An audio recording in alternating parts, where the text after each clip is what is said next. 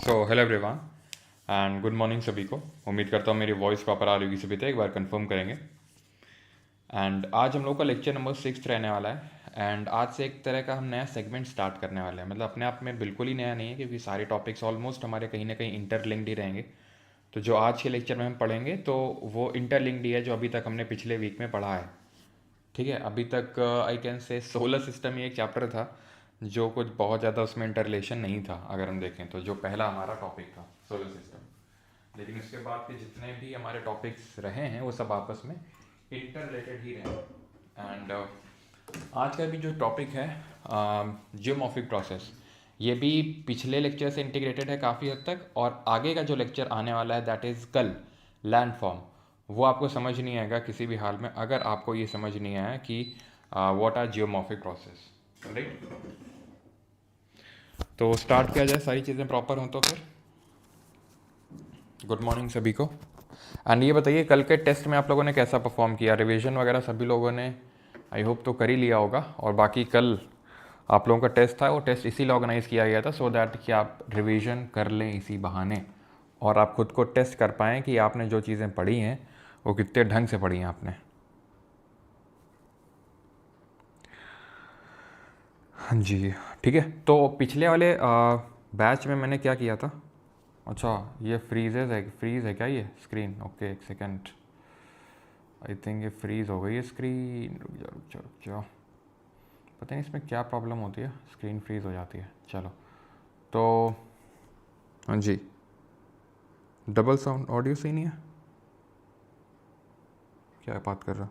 आप लोगों का टेस्ट था, वो टेस्ट इसीलिए ऑर्गेनाइज किया गया था सो दैट कि आप आई थिंक ये फ्रीज़ हो गई है स्क्रीन। क्या भैया, कहाँ डबल वॉइस आ रही है? मतलब कान वान साफ करके रखा करो यार। इसीलिए संडे वनडे सैटरडे संडे का ब्रेक देते हैं, थोड़ा कान वान साफ कर लो, अपना रिवीजन वगैरह कर लो। क्यों? ठीक है, बिल्कुल। मैं नाश्ता बिना किए आप लेट लेने, अच्छा ठीक है। भूख सैक्रिफाइस करी तो भूख वर्थ इट होगी। 55 मार्क्स सर ओवर कॉन्फिडेंस में हो गए थे। 55.5, 51, 58.5, 65, 60। ओके ठीक है। तो वो आप लोगों को देखना है खुद से कि भाई आपका कितना चीज़ें आपने सही करी और क्या आपने मिस्टेक्स करी। जो भी मिस्टेक्स आपने करी वो अगले वाला जो आपका वीकली टेस्ट होगा उसमें पूरी तरीके से उन मिस्टेक्स को अवॉइड करना है। ऑल राइट, ठीक। तो मैं ये बोल रहा था कि पिछले वाले बैच में मैंने ये दोनों जो आपका जियोमॉर्फिक प्रोसेस है और लैंड फॉर्म है वो साथ में करवाया था, ठीक। लेकिन यहाँ पे क्या है, यहाँ पे मैं आपको अलग अलग करवाने वाला हूँ, ठीक है। और कारण मैं बता देता हूँ कि क्यों मैं अलग करवाने वाला हूँ, ठीक है। कारण अलग करवाने का ये है कि पहली बात तो इस बार जो नया पैटर्न रहा है तो उसमें इस टॉपिक को काफ़ी तवज्जो दी गई है। जियोमॉर्फिक प्रोसेस एंड लैंडफॉर्म जो आपस में काफ़ी हद तक इंटरकनेक्टेड है, तो थोड़ा सा हमें हल्का सा डेप्थ में पढ़ना पड़ेगा। और दूसरा कारण ये भी है कि फिर लेक्चर बड़ा हो जाता है तो फिर आप लोगों की कंसिस्टेंसी ब्रेक हो जाती है, क्योंकि फिर जैसे मान लो आज पहला दिन है और पहले दिन ही लेक्चर बड़ा हो जाए तो फिर काफ़ी लोग कवर नहीं कर पाएंगे, क्योंकि बाकी सब्जेक्ट्स भी होते हैं। तो कंसिस्टेंसी ब्रेक ना हो इसलिए भी, सो दैट आप लोग डेली अगर आपने ये लिया है प्रण कि लाइव क्लास में डेली अटेंड करना है, लाइव करते ही चलना है उसको, कोई बैकलॉग नहीं रखना है, तो फिर बैकलॉग ना बने। क्योंकि फिर अगर मैं इसको 2-2.5 घंटे का लेक्चर रख दूंगा तो फिर आपके लिए बैकलॉग कहीं ना कहीं बन जाएगा। अब वो अगर थर्सडे फ्राइडे को ऐसा बड़ा लेक्चर हो जाता है तो कोई प्रॉब्लम नहीं होती, बिकॉज आप उसको सैटरडे संडे को कवर कर सकते हो, है ना। तो स्टार्ट करते हैं जियोमॉर्फिक प्रोसेसेस। ओके, जो भी आपके डाउट्स हैं मैं सब कवर करके चलूँगा, लेकिन अभी यहाँ पे फोकस कर लें, ठीक है। चलिए, तो जियोमॉर्फिक प्रोसेस यानी कि हिंदी में अगर हम बात करें तो भू आकृतिक प्रक्रियाएं। साफ साफ समझ में आ रहा, भू आकृतिक प्रक्रियाएं यानी कि भू जमीन आकृति यानी कि उसका जो शेप है वो जो बना रहा है, यानी कि लैंड में डिफरेंट तरीके के जो शेप्स बन रहे हैं, लैंडफॉर्म बन रहे हैं, वो किस तरीके से बन रहे हैं उनको हम बोलते हैं जियोमॉर्फिक प्रोसेस। वो जिस प्रोसेस से बन रहे हैं उनको हम बोलते हैं geomorphic process. Alright, so geomorphology is a description and classification of earth's topographic features। अर्थ की टोपोग्राफिक का मतलब ये है पृथ्वी की स्थल आकृति, पृथ्वी के ऊपर। अभी तक जो देख रहे थे वो सब जियोलॉजी था, अर्थ के इंटीरियर में जा रहे थे। जिसके फादर किनको बोल रहे थे, जल्दी से कमेंट करके बताइए जिनका नाम जे से स्टार्ट होता है। जियोमॉर्फोलॉजी की जब हम बात करते हैं तो पृथ्वी के ऊपर जो डिफरेंट तरीके की जो आकृतियाँ बनती हैं, चीज़ें बनती हैं, उसको हम पढ़ते हैं जियोमॉर्फोलॉजी में। तो जियोलॉजी और जियोमॉर्फोलॉजी में ये अंतर होता है। जेम्स हटन वहाँ के फादर थे और यहाँ पे विलियम मॉरिस डेविस फादर हैं। जियोमॉर्फिक प्रोसेस को हम दो पार्ट में डिवाइड करते हैं। दो तरह के फोर्सेस होते हैं जिनसे कि हमारे डिफरेंट तरह के जियोमॉर्फोलॉजिकल प्रोसेस डिराइव होते हैं। समझ में आई? यानी कि जो भी चीज़ें हमारी स्थल आकृति बन रही है पृथ्वी के ऊपर, वो दो तरह के बल हैं उनसे बनती है, अंतर्जात और बहिर्जात, एंडोजेनिक, एक्सोजेनिक। अब इन दोनों में एंडोजेनिक और एक्सोजेनिक में अगर मैं बात करूं तो एंडोजेनिक का नाम से ही समझ में आ रहा है, एंडो मतलब अंदर, दैट इज इंटरनल प्रोसेस से डील कर रहा है, और एक्सोजेनिक या फिर एक्सोजेनेटिक भी बोल देते हैं, जो कि बाहर के प्रोसेस से डील कर रहा है। अब ये जो एंडोजेनिक है यानी अंतर्जात है, ये हम सब कुछ पढ़ के आ रहे हैं। अभी जो पिछले 2-3 लेक्चर में हम कहानी कर रहे थे, कहानी सुन रहे थे, वो सारी चीज़ें एंडोजेनिक प्रोसेस से ही रिलेटेड हैं। कैसे? देखिए, एंडोजेनिक का मतलब है अंदर। तो जो भी हम प्लेट का मूवमेंट पढ़ रहे थे, जो भी हम वोल्केनिज्म पढ़ रहे थे, सब कुछ तो अंदर ही हो रहा था ना, पृथ्वी के अंदर ही तो हो रहा था। प्लेट मूव कर रही थी या फिर अंदर से अगर मैग्मा या लावा बाहर निकल रहा था तो वो सारी चीज़ें पृथ्वी के अंदर में ही हो रही थी। तो वो सारी चीज़ें हम पहले ही पढ़ चुके हैं। बस एक बार इनको हम थोड़ा सा क्लासीफाई कर लेते हैं और उसके बाद हम आते हैं एक्सोजेनिक पे, बिकॉज आज का जो लेक्चर होगा वो एक्सोजेनेटिक एक्सोजेनिक यानी बहिर्जात बलों पे पूरा बेस्ड रहेगा कि कौन कौन से फोर्सेज होते हैं और किस किस तरह की आकृतियाँ बनती हैं, वो तो हम कल देखेंगे।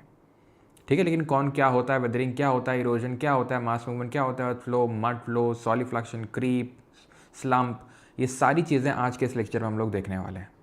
ऑलराइट, तो पहले हम एंडोजेनिक फोर्सेस को थोड़ा सा बस 5 मिनट के अंदर इसको रैपअप करते हैं कि एंडोजेनिक का मतलब है इंटरनल जियोमॉर्फिक प्रोसेस, यानी कि अंतर्जनिक प्रक्रियाएं एक आंतरिक भू आकृतिक प्रक्रिया है, सिंपल, जो पृथ्वी के अंदर ही जो energy, endogenic forces get their energy from within the earth. अब मैं आपसे एक क्वेश्चन पूछता हूँ, यहाँ पे लाइन लिखी हुई है, अंतर्जनित बलों को अपनी ऊर्जा पृथ्वी के भीतर से मिलती है। अब बताइए आपकी कहाँ से मिलती है? अगर आप ये नहीं बता पा रहे, मतलब आपको अभी ये लेक्चर रोकना चाहिए और पिछले जाके रिवाइज करने चाहिए। अगर आपको ये नहीं आ रहा है कि ये अंतर्जात बलों की एनर्जी इनको कहाँ से मिल रही है, मैं बता रहा हूँ, यहीं लेक्चर को रोकिए, छोड़िए और पुराने पहले रिवाइज करिए, तब आगे आइए, क्योंकि ये हमने पिछले 2-3 लेक्चर से सिर्फ यही डिस्कस कर रहे हैं कि अंतर्जात जो बल हैं, कहाँ से एनर्जी मिल रही है। अंतर्जात बलों से होता क्या, प्लेटें मूव करती हैं, कहाँ से एनर्जी आती है, जो आपका ये अपर मैंटल में जो मौजूद है एस्थेनोस्फीयर, जो एस्थेनोस्फीयर है जिसको हम बोलते हैं दुर्बल मंडल, इस दुर्बल मंडल में क्या होता है, कन्वेक्शन करंट डेवलप होते हैं, कन्वेक्शन करंट डेवलप होते हैं अपर मैंटल में, not in the upper solid part of mantle. Upper mantle का जो सॉलिड के जस्ट नीचे, क्योंकि ये हमने पढ़ा है कि ये पूरा क्रस्ट है और upper solid part of mantle plus crust, इन दोनों को हम मिला के लिथोस्फीयर यानी कि स्थल मंडल बोलते हैं। इसके जस्ट नीचे पे क्या है, एस्थेनोस्फीयर है, और एस्थेनोस्फीयर में ही कन्वेक्शन करंट इस तरीके से डेवलप होते हैं जिसकी वजह से प्लेट मूव करती हैं। और इस कन्वेक्शन करंट थ्योरी दी किसने थी, जरा बताइए। और ये कन्वेक्शन करंट क्यों डेवलप होते हैं, तो इसके भी ये 2 कारण थे। मैंने आपको, एक तो कारण था हमारा पहला प्रीमॉर्डियल हीट, प्रीमॉर्डियल हीट का मतलब है जिसको हम रेजिडुअल हीट भी बोलते हैं, यानी कि अर्थ के इंटीरियर में जो पहले से ही हीट मौजूद है, ड्यूरिंग इट्स फॉर्मेशन जो हीट बनी थी, वो है प्रीमॉर्डियल रेजिडुअल हीट या फिर अवशिष्ट ऊष्मा जिसको हम बोलते हैं। और दूसरा है रेडियोधर्मी क्षय, जो रेडियो एक्टिव डिके हो रहा था, रेडियोधर्मी जो क्षय हो रहा था उससे। अब रेडियो एक्टिव डिके भी हमने सब कुछ देख के आए, तो यहाँ से उसको एनर्जी मिल रही है। ऑलराइट, और ये थ्योरी, ये सब दिया किसने था, तो ये दिया था आर्थर होम्स ने। आई होप ये सब आपको एकदम मुँह जवानी अभी रटा होगा। ठीक है, 1930 में इन्होंने दिया था। So all relief features on earth are due to endogenic and exogenic. ठीक है, अभी देखा है कि जितनी भी भू आकृतियाँ बन रही, जियोमॉर्फिक प्रोसेस हो रहे हैं, उनको हम 2 पार्ट में डिवाइड करते हैं, एंडो और एक्सो। अब ऐसा नहीं है कि जो भू में आकृतियाँ जैसे पहाड़ है, पठार है, गड्ढे हैं, तो ये सब भू आकृतियाँ हैं जो एंडो एक्सोजेनिक से बन रही होंगी। समझिएगा इस चीज़ को। लेकिन ऐसा नहीं है कि जैसे पहाड़ हैं, जैसे मैं अगर आपको बात करूं तो एंडो से चीज़ें बनती हैं, एंडोजेनिक फोर्सेस से चीज़ें बनती हैं और एक्सोजेनिक से चीज़ें बिगड़ती हैं। या फिर टूटती हैं या उनका क्षय होता है। एंडोजेनिक से चीज़ें बनती है, एक्सोजेनिक से चीज़ें बिगड़ती हैं। जैसे माउंटेन्स बन रहे हैं, ठीक है, अब माउंटेन्स अगर बन रहे हैं, अगर कोई भी चीज़ बन रही है तो वो चीज़, उसका क्षय भी होगा, उसका अपर्दन भी होगा, वो कैसे होगा, वो एक्सोजेनिक फोर्सेस से होगा। अब किसी भी चीज़ में, चाहे वो कोई भी भू आकृति हो, उसमें एंडो और एक्सो दोनों लग रहे होते हैं, ठीक है, एंडो और एक्सो दोनों लग रहे होते हैं। एक्सो तो लग रहा होता है। जैसे अब कोई भी चीज़ होती है, जैसे हिमालय और अरावली को हम कंपेयर करें, ठीक है, अभी तो हमने हिमालय और अरावली ऐसा पढ़ा नहीं है, वो इंडियन ज्योग्राफी में पढ़ेंगे, लेकिन मैं आपको बताता हूँ हिमालय और अरावली दोनों हमारे माउंटेन्स हैं। हिमालय यहाँ पर मौजूद है नदर्न साइड में, तो वहीं अरावलीज की अगर हम बात करें तो नॉर्थ वेस्टर्न साइड में मौजूद है, ठीक है। अब हिमालय और अरावली में दोनों में एंडो और एक्सो दोनों लग रहा है। बस अंतर क्या है, डिफरेंस क्या है कि हिमालय की जो हाइट है वो बहुत बहुत बहुत बहुत ज़्यादा है और आज भी वो बढ़ रही है एज़ कम्पेयर टू अरावली, जिसकी हाइट घट रही है। अब ऐसा नहीं कि इसमें सिर्फ एंडो लग रहा होगा, इसमें सिर्फ एक्सो लग रहा होगा, इसी वजह से बढ़ रहा है या घट रहा है, दोनों लगते हैं, लेकिन यहाँ पर एंडो ज़्यादा होगा एक्सो से और यहाँ पर एक्सो ज़्यादा होगा एंडो से, सिंपल, ठीक है। तो दोनों फोर्सेस रहे होते हैं, लेकिन मैटर ये करता है कि कौन ज़्यादा मात्रा में लग रहा है। तो हिमालय की हाइट आज भी 3-4 सेंटीमीटर इस तरीके से, इस रेट से बढ़ रही है, और वो इसलिए बढ़ रही है कि क्योंकि जैसे हमने पढ़ा था, इंडियन प्लेट है और ये यूएशियन प्लेट, ये और इधर जा रही है और इधर जा रही है, तो और दोनों आपस में पास आ रहे हैं, जिसकी वजह से फोल्डिंग हो रही है। तो खैर, इफेक्ट्स ऑफ एंडोजेनिक फोर्सेस पहले पढ़ते हैं कि जो अंतर्जात बल होते हैं उसके प्रभाव क्या होते हैं, वो क्या क्या करते हैं। तो वो कहते हैं डाइस्ट्रोफिज्म या फिर वोल्केनिज्म। क्या करते हैं, डाइस्ट्रोफिज्म या वोल्केनिज्म। डाइस्ट्रोफिज्म को बोलते हैं पटल विरूपता या फिर पटल विरूपण। Diastrophism is a process of deformation and movement of earth crust. जो हमारी भूपरपटी है, यानी कि अर्थ क्रस्ट है, जो सबसे टॉप लेयर होती है, वो जब मूव करती है, जब उसमें डिफॉर्मेशन आता है, that is called as diastrophism. These movements are responsible for shaping large scale landforms over geological time scale। ये जो मूवमेंट होते हैं, ये जो गतियां हैं, भूवैज्ञानिक काल में बड़े पैमाने पर भू आकृतियों के निर्माण के लिए उत्तरदायी होते हैं। तो जो हमारी डिफरेंट तरह की भू आकृतियाँ बनती हैं वो इसी से बनती हैं, मेनली डाइस्ट्रोफिज्म में जो अर्थ क्रस्ट के ऊपर जो चीज़ें बनती हैं, ठीक है, क्योंकि बिगड़ने वाला काम तो एक्सोजेनिक में आएगा। वोल्केनिज्म, ज्वालामुखी, अभी हम पिछले लेक्चर में पढ़ के आ रहे हैं, they are commonly described as opening और वेंट्स वेयर लावा और मैग्मा इरप्ट्स। तो एंडोजेनिक प्रोसेस दो तरह के होते हैं। एक तो पहला हो गया आपका जिसमें कि क्रस्ट का डिफॉर्मेशन हो रहा है, मूवमेंट हो रहा है अपर लेयर ऑफ अर्थ का, और अंदर से अगर मैग्मा निकल रहा है तो वोल्केनिज्म। अब ये जो डाइस्ट्रोफिज्म है, पटल विरूपता है, इसको हम 4 भागों में विभाजित करते हैं, ओरोजेनिक, एपिरोजेनिक, अर्थक्वेक और प्लेट टेक्टोनिक्स, ठीक है। अभी आराम से समझ लेंगे, ऐसा कोई लोड लेने की बात नहीं है। पहले आप ये बताओ कि यहाँ तक किसी कोई डाउट तो नहीं है, एनीवन, किसी को यहाँ तक कोई डाउट हो तो। वीडियो पॉज हो रहा है और किसी का तो नहीं हो रहा है।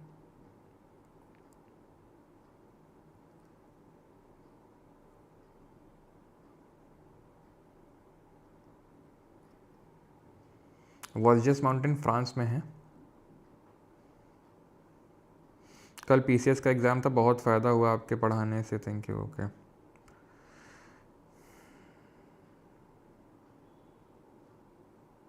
देखो Manish Yadav, hi Rishika and hi Parmar sir, बहुत सही बेटा, एक ही मैसेज में 2 लोगों को हाय बोल रहा है, ठीक है। डाइस्ट्रोफिज्म पे आते हैं, orogenic, epeirogenic, earthquake end plate tectonics. अब ओरोजेनिक क्या होते हैं और एपिरोजेनिक क्या होते हैं, पहले ये समझो, क्योंकि अर्थक्वेक और प्लेट टेक्टोनिक्स तो आपको पहले से ही पता है ना। भूकंप के बारे में बताने की तो ज़रूरत नहीं। It involve the shaking of earth along a fault line. क्या होती है, एनर्जी रिलीज़ होती है, जहाँ से एनर्जी रिलीज़ होती है उस पॉइंट को क्या बोलते हैं, वो पॉइंट जो अर्थ सरफेस में इसके जस्ट ऊपर सबसे नज़दीक, उसको क्या बोलते हैं, जल्दी से बताइए। तो ये क्या, हाइपोसेंटर या फिर फोकस, ये क्या है, उसका एपीसेंटर है, ठीक है। And all natural earthquake occur in the dash, जल्दी से बताइए, ऑल नेचुरल अर्थक्वेक अकर इन लिथोस्फीयर, यानी कि जितने भी प्राकृतिक भूकंप हैं वो स्थल मंडल में आते हैं, क्योंकि अर्थक्वेक जो है मैन मेड भी हो सकते हैं। लाइक एग्जांपल के तौर पे हमने कोयना, वो जो अर्थक्वेक देखा था, कोयना रिजर्वायर वाला जो अर्थक्वेक था, अर्थक्वेक डिफरेंट टाइप के हमने देखे थे, अगर आपको याद हो, कोलैप्स अर्थक्वेक, टेक्टोनिक अर्थक्वेक, है ना, और इस तरह का रिजर्वायर इंड्यूस्ड अर्थक्वेक। तो खैर, तो अर्थक्वेक हमें सब पता है, उसकी वेव्स वगैरह सब क्या होता है, body wave, surface wave, body waves में भी पी वेव, एस वेव, सब याद है ना आपको, पी वेव, एस वेव क्या होती हैं। देन इंटेंसिटी किससे मेजर करते हैं, मैग्नीट्यूड किससे मेजर करते हैं, एम से मैग्नीट्यूड, लेकिन यहाँ पर आएगा मर्कैली स्केल, इंटेंसिटी मेजर करने के लिए, और इससे मेजर मैग्नीट्यूड मेजर होता है रिक्टर स्केल से। ये लिमिटलेस स्केल है, बट 0 से 10 तक का इसमें यूजुअली मैग्नीट्यूड रहता है। ये 1 से 12 तक का है, ठीक है, इसका लिमिट 1 to 12। तो ये सारी चीज़ें हम पहले पढ़ चुके हैं। और प्लेट टेक्टोनिक्स में भी कुछ नहीं, वही जो हमने 3 तरह की प्लेट मूवमेंट पढ़े थे, एक तो कन्वर्जेंट, डाइवर्जेंट यानी कि पास आ रही हैं, दूर जा रही हैं, और ट्रांसफॉर्म है, तो वो प्लेट टेक्टोनिक्स है, ठीक। ओरोजेनिक और अपीरोजेनिक क्या है? ओरो इज़ अ रूट वर्ड। अब ये ओरो आप ये मत समझना, बस यही है। आगे इंडियन ज्योग्राफी मानसून में जब पढ़ाऊंगा ना, तो मानसून में भी ओरोजेनिक ये वर्ड आएगा। ओरोजेनिक एक तरह की रेनफॉल भी होती है, पता है आपको? ओरोजेनिक बोलो, ओरोग्राफिक एक तरह की रेनफॉल होती है, तो ओरो वर्ड आगे आएगा। ओरो का मतलब होता है माउंटेन, जेनिक का मतलब होता है जेनेसिस, किसी चीज़ का बनना।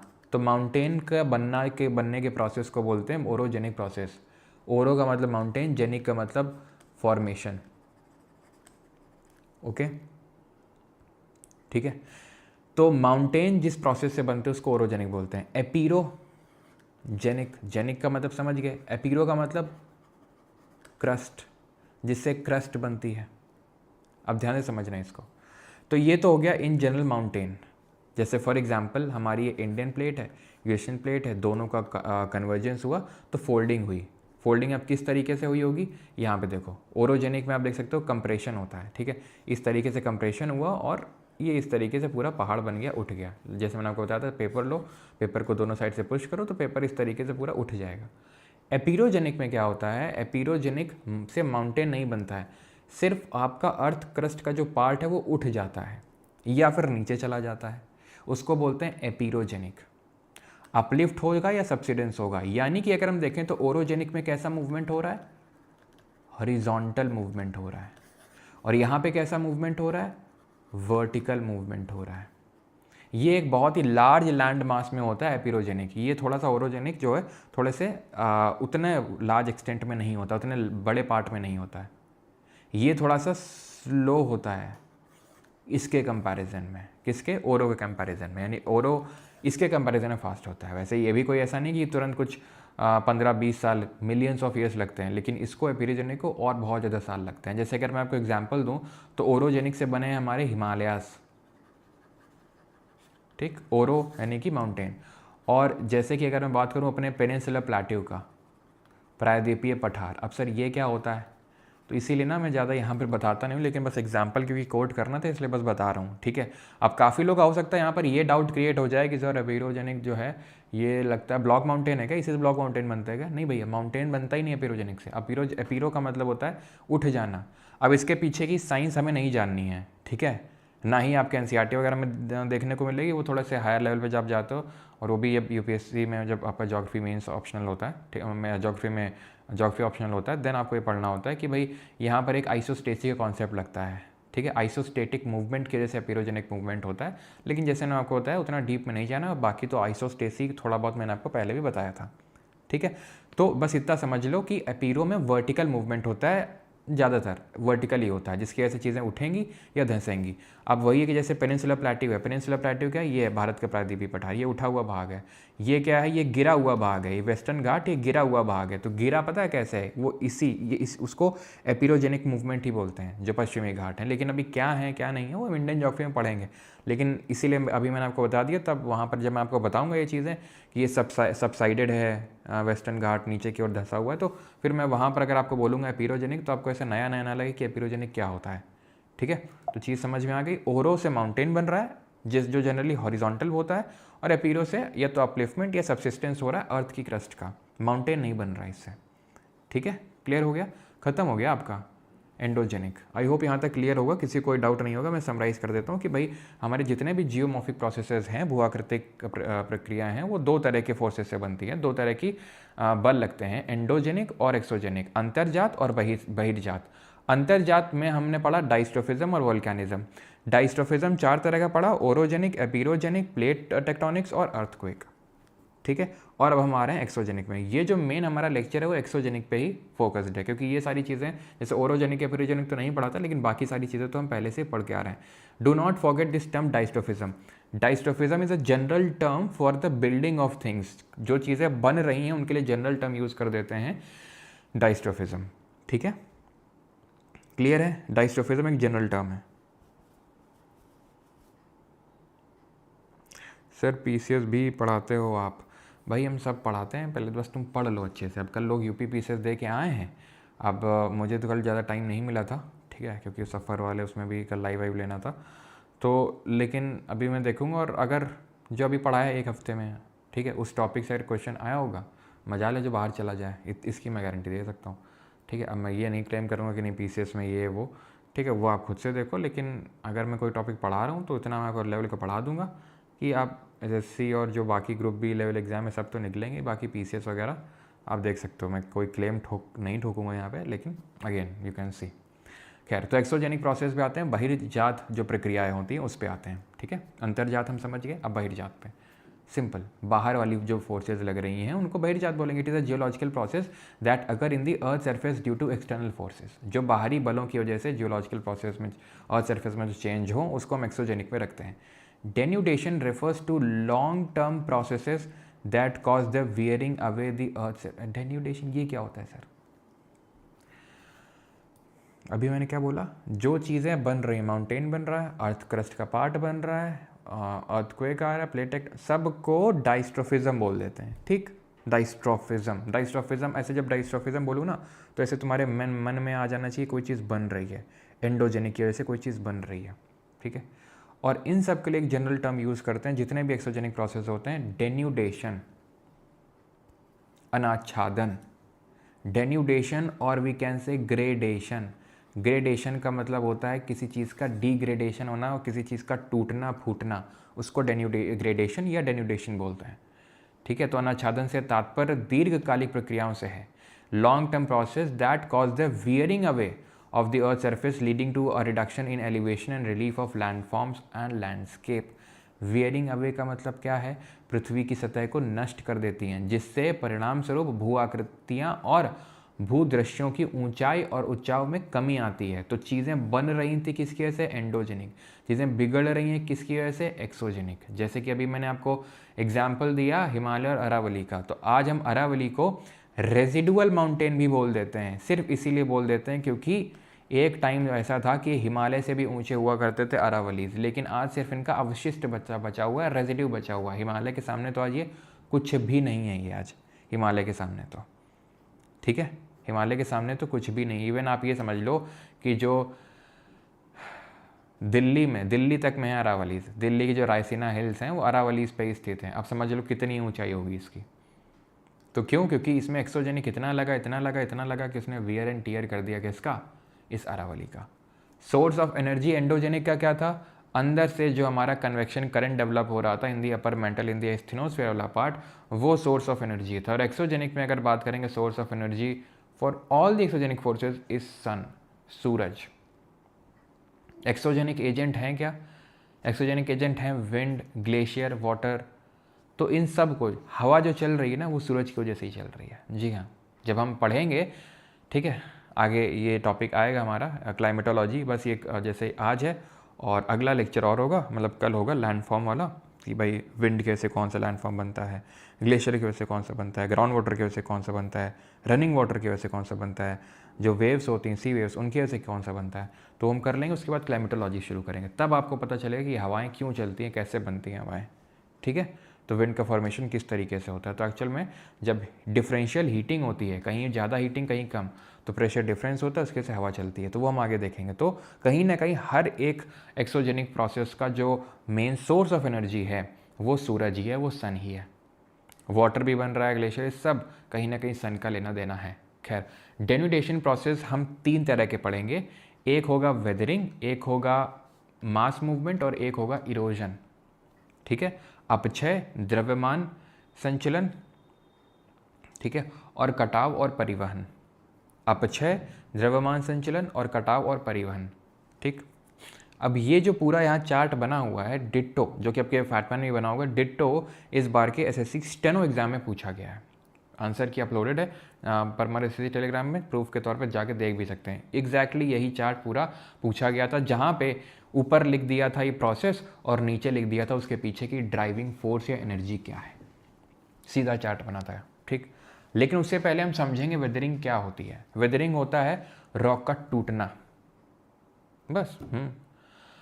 अब रॉक हमने पिछले लेक्चर में बनाई थी, कैसे बनाई थी, कैसे बनाई थी? तो ये था हमारा क्या, वॉल्केनो, और यहाँ से क्या निकल रहा था अंदर से, मैग्मा। बाहर क्या हो रहा था, सॉलिडिफाई। क्या हो रहा था, सॉलिडिफाई। क्या बना, वो पहले तो लावा उसको बोलते हैं, और वो लावा सॉलिडिफाई होकर रॉक बन गई, इग्नियस रॉक बन गई, बनी थी। इग्नियस को प्राइमरी रॉक बोलते हैं ना, जो कि सीधा मैग्मा के सॉलिडिफिकेशन से बनती है, वो पहले इग्नियस ही बनती है। देन अगर उसका फॉर्म चेंज हो जाए पीवीटी चेंजेस से, तो उसका रिक्रिस्टलाइजेशन हो जाता है और मेटामॉर्फिक बन जाती है। अगर उसमें टूट जाए ड्यू टू डिफरेंट जो हमारे एक्सोजेनिक एजेंट होते हैं, वो टूट के उनका ट्रांसपोर्टेशन होगा, वो फिर कहीं पे जाके उनका लिथिफैक्शन हो जाएगा, वो क्या बन जाएगी, सेडिमेंट्री अवसादी चट्टान बन जाएगी, जो लेयर के फॉर्म में होती है, जिसमें फॉसिल देखने को मिलते हैं। तो चट्टान बन तो गई, अब जो चीज़ अगर बनी है वो टूटेगी भी, ये प्रकृति का नियम है। अगर कोई चीज़ बनी है तो वो टूटेगी भी, और उस टूटने को बोलते हैं वेदरिंग। डिटेल में अभी चर्चा करेंगे इसके बारे में, इसके क्या प्रकार होते हैं, बस थोड़ा सा पता तो होना चाहिए क्या है वेदरिंग। अब मास मूवमेंट क्या, द्रव्यमान संचलन। आपने देखा होगा कि कभी भूस्खलन हो जाता है एकदम से, कभी पहाड़ पूरा मतलब पहाड़ का बहुत बड़ा हिस्सा गिर जाता है एकदम से, या फिर हिमखलन होता है, मतलब बर्फ़ बहुत ज़्यादा गिर जाती है पहाड़ी जो आपके ये अगर आप हिमालय वगैरह में देखो, तो वो सब मास मूवमेंट में अभी हम पढ़ेंगे। और इरोजन और कटाव का मतलब होता है, परिवहन का मतलब ये होता है कि कोई चीज़ का मूव करना, कोई चीज़ मूव कर रही है। वेदरिंग में कोई चीज़ मूव नहीं कर रही है, मास मूवमेंट में मूवमेंट हो रहा है, लेकिन वो किस वजह से हो रहा है, वो ग्रेविटी की वजह से हो रहा है भाई, ग्रेविटेशनल फोर्स की वजह से हो रहा है। एक काम क्यों ना करते हैं, ये चार्ट को तुम भूल जाओ कि तुमने ये चार्ट देखा भी था कभी ज़िंदगी में। वेदरिंग से शुरू करते हैं, वापस आएंगे इस चार्ट पे, तब तुम्हें ज़्यादा समझ में आएगा, ठीक है। वेदरिंग का मतलब होता है अपक्षय। क्या बताया अभी मैंने, टूटना चट्टान का, ठीक है, चट्टान का टूटना, चट्टान का टूटना। अब ध्यान से सुनना, जो चट्टान टूटेगी, जहाँ पे वो बैठी हुई है वहीं पे वो टूट जाएगी, इसलिए इसको इन सितु प्रोसेस बोलते हैं ज्योग्राफी में। और इसको यूज़ करूँगा मैं एनवायरमेंटल साइंस पढ़ाते वक्त। इन सितु का मतलब है जहाँ पे है वहीं पे। एक्स सितु का मतलब होता है किसी चीज़ का मूवमेंट हो जाना, ट्रांसपोर्टेशन हो जाना, किसी अपनी ओरिजिनल प्लेस से वो खिसक जाना, उसको एक्स सितु बोलते हैं। इन सितु का मतलब होता है जहाँ पे है वहीं पे वो टूट गई, दैट इज़ इन सितु। अब इसमें पता है कन्फ्यूज़न क्या होता है कि पानी ने तोड़ दिया होगा, इस नहीं नहीं नहीं, जैसे मैंने आपको बताया पानी वानी कुछ नहीं, पानी है, रोल है, सब कुछ है, लेकिन इन सितु प्रोसेस इसको मत भूलना कि जहाँ पे रॉक है वहीं पे वो टूट गई है। Weathering is the process of rocks and minerals breaking down or dissolving on the earth surface. Mineral से ही रॉक बनती है, तो ऑब्वियस से बात है मिनरल का भी यहाँ पे लेना देना होगा। अब अपक्षय के प्रकार क्या होते हैं, टाइप्स क्या होती हैं वेदरिंग की, तो पहला तो है फिजिकल वेदरिंग, दूसरा है केमिकल वेदरिंग, और तीसरा है बायोलॉजिकल वेदरिंग। भौतिक अपक्षय, रासायनिक अपक्षय और जैविक अपक्षय, ठीक है। तो weathering is an in situ process, and ये 3 तरह की वेदरिंग होती है जिसमें हम एक एक करके पढ़ेंगे। सबसे पहले आते हैं फिजिकल वेदरिंग पे। भौतिक अपक्षय, physical weathering involves break down of rocks through direct contact with atmospheric condition such as heat, water, ice. Direct contact की वजह से, जैसे कि बहुत धूप पड़ रही है, गर्मी, बारिश हो रही है, बर्फ़ पड़ी हुई है, उसकी से टूटता ही है, उसके से जो रॉक टूटती है उसको बोलते हैं फिजिकल वेदरिंग, ठीक। फिजिकल वेदरिंग के भी 4 तरह की फिजिकल वेदरिंग होती है। पहला और दूसरा सिमिलर तरीके के, अनलोडिंग एंड एक्सपेंशन। पहले समझते हैं अनलोडिंग एंड एक्सपेंशन, फिर समझेंगे टेम्परेचर चेंज एंड एक्सपेंशन, जो कि सेम ही है, ऑलमोस्ट सिमिलर है, सेम तो नहीं लेकिन सिमिलर है, ठीक है। अनलोडिंग एक्सपेंशन मैं आपको पहले समझाता हूँ, ठीक।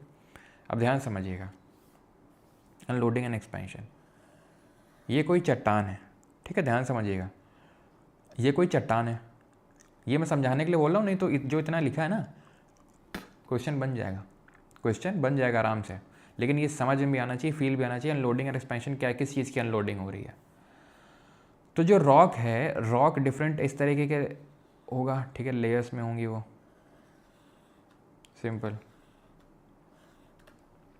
तो आप मुझे बताइए जो सबसे बाहर वाली है, जो सबसे बाहर वाली है, ये सबसे बाहर वाली, इसमें पूरी तरह का एक्सपोजर हो रहा होगा, पूरा एकदम एक्सपोजर हो रहा होगा कि नहीं। जैसे कि फॉर एग्जांपल तुम्हारी स्किन है, जो एकदम आउटर लेयर वो डायरेक्ट कांटेक्ट में आती है, धूल, लकड़, स्मोक, इन सब के डायरेक्ट कांटेक्ट में आती है, फिर तुम क्या करते हो, फिर तुम फेस वॉश लगाते हो, या फिर लड़कियां ज़्यादातर क्या करती हैं, एक्सफोलिएशन वाली क्रीम लगाती हैं, और आपकी जो ऊपर वाली स्किन है वो पूरी निकल जाती है, एक्सफोलिएट हो जाती है और आपकी चमचमाती हुई क्या निकल आती है, स्किन निकल आती है। तो उसी तरीके से ये जो आउटर लेयर इसमें एटमॉस्फेरिक, चाहे वो पानी पड़ रहा हो, चाहे वो धूप पड़ रही हो, ठीक है, जो भी, चाहे हवा की वजह से जो धूल के कण इसमें टकराते हैं, धीरे धीरे धीरे बहुत सालों तक अब्रेजन होता रहता है। अब्रेजन मतलब का होता है कि जैसे धूल धक्कड़ के जो पार्टिकल हैं वो टकराते हैं तो उसको हम अब्रेजन बोलते हैं। तो ये सारी चीज़ें इस पर हो रही होंगी, तो धीरे धीरे तो टूट जाएगी ये, धीरे धीरे टूट जाएगी, धीरे धीरे टूट जाएगी, टूट गई पूरी। अब कौन बचा, वो तो चला गया। तो इससे इन सब से लोड कम हुआ कि नहीं हुआ? जैसे इससे फॉर श्योर तो लोड कम होगा, सबसे हुआ होगा, लेकिन इसने ज़्यादा फील किया होगा दूसरी वाली ने, जो दूसरी लेयर है जो अब टॉप लेयर बन चुकी है। और इसके पार्टिकल्स अब एक्सपैंड किए होंगे। क्यों? क्योंकि अभी वो दबे थे ऊपर वाली लेयर में। अब क्योंकि वो पहले दबे थे, अब वो हट गए, चली गई, तो क्या है, धीरे से एक्सपैंड हो जाएंगे वो।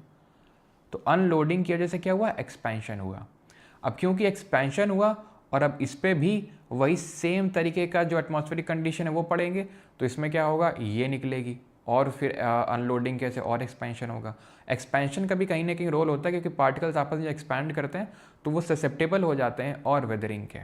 और जब ये लेयर हटती है तो उसके बाद ये बिल्कुल चिकनी चमेली टाइप क्या निकलती है, रॉक निकलती है। ठीक है, एकदम देख रहे हो, नई नवेली से ऐसे लग रही रॉक है, चिकनी सी रॉक है, एकदम नई नवेली से। क्यों? क्योंकि जो ऊपर की थी वो टूट गई पूरी, और ये जो बन गया उसको हम बोलते हैं एक्सफोलिएटेड डोम। अब स्फीति हिंदी में बोलते हैं, एक्सफोलिएशन बोलते हैं। जब ऊपर की लेयर निकल जाती है रॉक की तो उसको हम एक्सफोलिएशन बोलते हैं, और ये जो पूरा स्ट्रक्चर बनता है उसको हम एक्सफोलिएटेड डोम बोलते हैं। और धीरे धीरे धीरे धीरे ये राउंडेड हिल में, क्योंकि ये भी लेयर हटेगी, ये भी लेयर हटेगी, ये भी लेयर हटेगी, धीरे धीरे धीरे छोटी सी एक राउंडेड हिल बन जाएगी, जिसको हम बोलते हैं टॉर। तो अगर पूछ ले टॉर क्या होता है, तो tor is a rounded hill. Generally जो ग्रेनाइट रॉक होती है उसमें बनती है ये टॉर। ठीक है, एक पॉइंट ऐसा आता है कि फिर उसमें उतना ज़्यादा इरोजन नहीं होता है, तो राउंडेड हिल सिर्फ बचती है। अभी एक्सफोलिएटेड डोम है ये, क्योंकि ऊपर की लेयर हटी है, धीरे धीरे बाद टॉर बन जाएगा, एक राउंडेड हिल बन जाएगी। समझ में आया unloading expansion? Temperature change expansion क्या है, वही अभी बताया कि भाई टेम्परेचर पड़ा, सिंपल। अब आप मुझे बताओ, राजस्थान जैसी जगहों में जो लोग होंगे, आप में से काफ़ी लोग राजस्थान से होंगे, वहाँ क्या होता है, दिन में दबा के गर्मी और रात में दबा के सर्दी, यही होता है। अब ऐसा क्यों होता है वो तो हम जब जब क्लाइमेट पढ़ेंगे क्लाइमेटोलॉजी में, तब वहाँ पे जानेंगे। कुछ होता है कॉन्टिनेंटलिटी करके, है ना, मॉडरेटिंग इन्फ्लुएंस ऑफ सी करके। लेकिन अभी इतना बताओ, इतने तो मानोगे कि दबा के पड़ती गर्मी, फिर दबा के सर्दी पड़ती रात में। अब जो रॉक है, रॉक के पार्टिकल्स दिन में जब टेम्परेचर बढ़ रहा होगा तो क्या एक्सपेंशन हो रहा होगा। जब कोई भी चीज़ गर्म होती है तो फैलती है वो, और जब रात में एकदम से ठंडा हो गई तो एकदम कॉन्ट्रैक्ट कर गए, फैल गए, कॉन्ट्रैक्ट, फैल, कॉन्ट्रैक्ट, फैल, कॉन्ट्रैक्ट। थक जाएंगे रॉक के पार्टिकल ये करते करते करते करते over the course of several years, और क्या होगा, टूट जाएगा। टूट के क्या होगा, अगेन वही एक्सफोलिएशन डोम्स वगैरह बनेंगे, टॉर्स बनेगा। समझ में है लोडिंग एक्सपेंशन और इसमें क्या क्या है, मतलब हम समझाना चाह रहे हैं आपको। अनलोडिंग में ऊपर का लोड कम हुआ, एक्सपेंशन हो गया। टेम्परेचर चेंज यहाँ पर वही सिमिलर तरीके का है कि टेम्परेचर दिन में बहुत ज़्यादा है, हीटिंग हो रही है, पार्टिकल्स एक्सपैंड कर रहे हैं। रात में एकदम से टेम्परेचर कम हुआ, कॉन्ट्रैक्ट कर रहे हैं, expand contract, expand contract, fatigue create हो जाता है उस पर्टिकुलर रॉक के जो पार्टिकल्स होते हैं वो टूट जाती है। अब बचे दो, फ्रीजिंग, थॉइंग एंड फ्रॉस्ट वेजिंग और सॉल्ट वेदरिंग। तो फ्रीजिंग, थॉइंग और फ्रॉस्ट वेजिंग को समझते हैं। देखो, जो परमाफ्रॉस्ट रीजन होते हैं, जहाँ पर बर्फ़ वगैरह देखने को मिलती है, जहाँ पर बर्फ़ जमती है, जो ठंडे इलाके होते हैं, वहाँ पे क्या होता है, दिन के टाइम पे ये पानी आके यहाँ पे जमा हो जाता है। अब क्योंकि यहाँ पे रात में इतनी ठंडी पड़ती है कि पानी जो है आइस का रूप ले लेता है, जम जाती है। अब अगर आपने ध्यान से कभी ऑब्जर्व किया हो तो जैसे फ्रीज़र में अगर आपने पूरी भरी बॉटल अगर आपने मान लो डाल दी, पूरा, हमारे यहाँ कानपुर में गर्दन को नटई बोलते हैं, ठीक है, तो अगर हम इसको नटई तक भर देंगे, ठीक है, यानी पूरा भर देंगे गर्दन तक, पूरा मतलब गर्दन से भी ऊपर भर देंगे, एकदम रखो ना, और इसको फ्रीज़र में डाल दो रात भर फ्रीज़र में डाल दो, बहुत चांसेस हैं कि प्लास्टिक की बॉटल में क्रैक डेवलप हो जाएंगे कि नहीं हो जाएंगे, टूट जाएगी आपकी प्लास्टिक बॉटल। क्यों? क्योंकि जब वो आइस बनी तो उसका वॉल्यूम इंक्रीज़ हुआ, आयतन बढ़ा तो पुश करेगी, हटो जगह दो, थोड़ी जगह दो, तो ये क्या करेगी, जगह से मांगेगी तो इसको पुश करेगी इधर उधर। दिन में फिर पानी बन गया, ये राहत की सांस लेंगे, हाँ प्रेशर पड़ रहा था, फिर रात में प्रेशर पड़ा, फिर रिलीज़ हुआ, फिर प्रेशर, फिर रिलीज़, क्या हो जाएगा, धीरे धीरे धीरे ये पूरा इस तरीके का टूट जाएगी चट्टान ये चट्टान क्या है, ये टूट जाएगी। ओके। प्रम्बी कानपुर, अच्छा।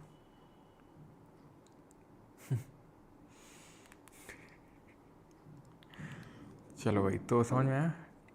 ठीक, समझ में आ गया। फ्रॉस्ट वेजिंग कुछ नहीं, वेज ये जो ऐसा ये बना ना, इसको ऐसा, इस स्ट्रक्चर को वेज बोलते हैं। हिंदी में इसको बोलते हैं तुषार वेजिंग, हिंदी में बोलते हैं तुषार वेजिंग। ठीक है,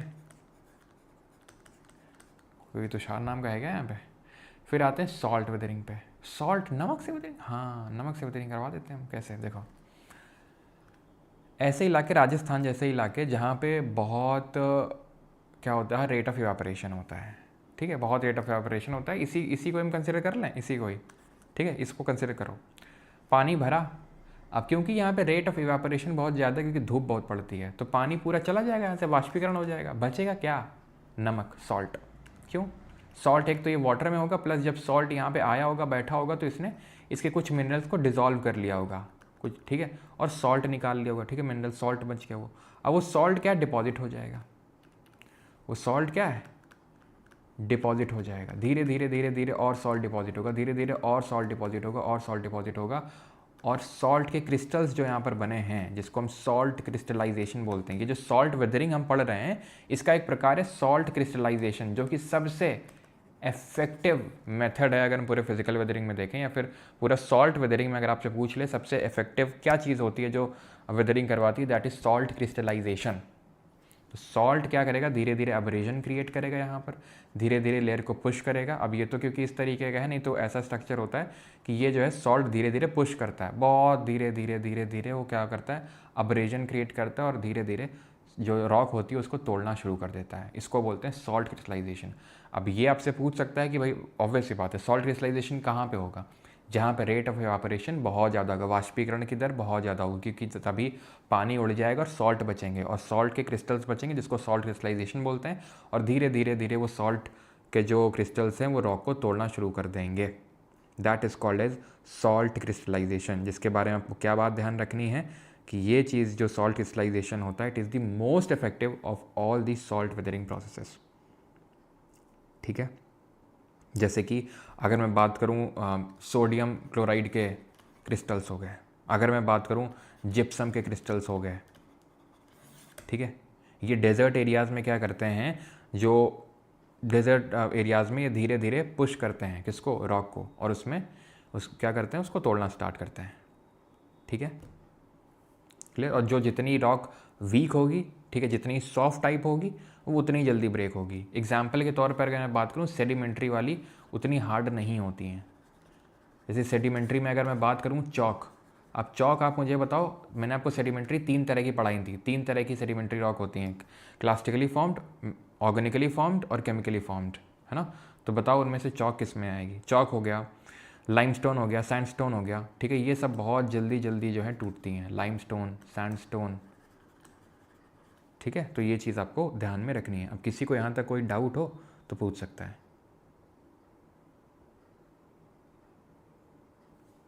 फिर सॉल्ट, भाई सॉल्ट ऐसे तोड़ देगा क्योंकि सॉल्ट में भी एक्सपेंशन और कंट्रैक्शन होता है। जब वो एक्सपैंड करेंगे, ठीक है, जब टेम्परेचर बहुत ज़्यादा होगा, हाई टेम्परेचर में अगर आपका पानी एक्सपैंड करता है, उसी तरीके से हाई टेम्परेचर में आपका जो सॉल्ट के क्रिस्टल्स है उनमें भी एक्सपेंशन होगा। ठीक है, और जब एक्सपेंशन होगा तो ऑब्वियस सी बात है वो पुश करेंगे, और पुश करेंगे तो रॉक टूटेगी। ठीक, क्लियर हो गया? चलो, तो ये सारी चीज़ें क्लियर हो गई। अब आते हैं केमिकल वेदरिंग पे। अब नाम से ही समझ में आ रहा है, वहाँ पर डायरेक्ट कांटेक्ट हो रहा था पानी का या फिर हवा का, या फिर हमने देखा कि सॉल्ट क्रिस्टल्स का। केमिकल वेदरिंग में क्या है, रासायनिक अपक्षय में क्या है कि यहाँ पर केमिकल का फॉर्मेशन होता है, कुछ ना कुछ तो इस तरीके का केमिकल रिएक्शन टाइप होती है, जिसकी वजह से केमिकल वेदरिंग यानी कि रासायनिक अपक्षयन होता है।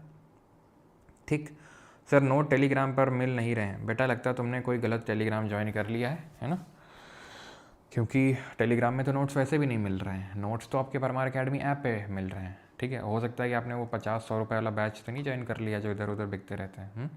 और भाई उनका मैं बता रहा हूँ, उनका कोई भरोसा नहीं रहता है। ठीक है, मैं तुम्हें बस वो दे रहा हूँ एक वार्निंग, क्योंकि जैसे एक हमारी जैसे टीम होती है अलग से, उसका काम यही होता है उनको आइडेंटिफाई करना कि कहाँ पर इस तरीके का कॉपीराइट इन्फ्रिंजमेंट हो रहा है और उनको हटाना उस कॉपीराइटेड कंटेंट को, चाहे वो यूट्यूब पे हो चाहे टेलीग्राम पे। तो मुझे खुद नहीं पता रहता कौन कैसा क्या, लेकिन हाँ तो थोड़ा सा ना सतर्क रहें इस चीज़ से।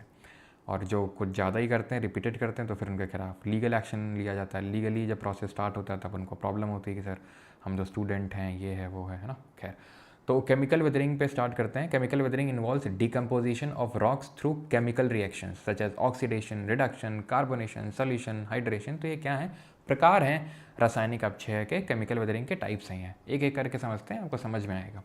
सोल्यूशन पे आते हैं सबसे पहले। सोल्यूशन, ठीक है, सोल्यूशन का मतलब क्या है। यहाँ पे एक दिन पिक्चर्स लगी हैं, ठीक। तो यहाँ पर सोल्यूशन कब होता है, देखो सोल्यूशन तब होता है जब रॉक इतनी सॉफ्ट हो कि वो जब उसमें पानी पड़े तो वो घुल जाए, पानी पड़े तो घुल जाए, और घुलते घुलते घुलते घुलते ऐसे घुल गई, खोखली हो गई। क्यों? क्योंकि इसके जो मिनरल्स थे वो वाटर या एसिड में डिज़ोल्व हो गए।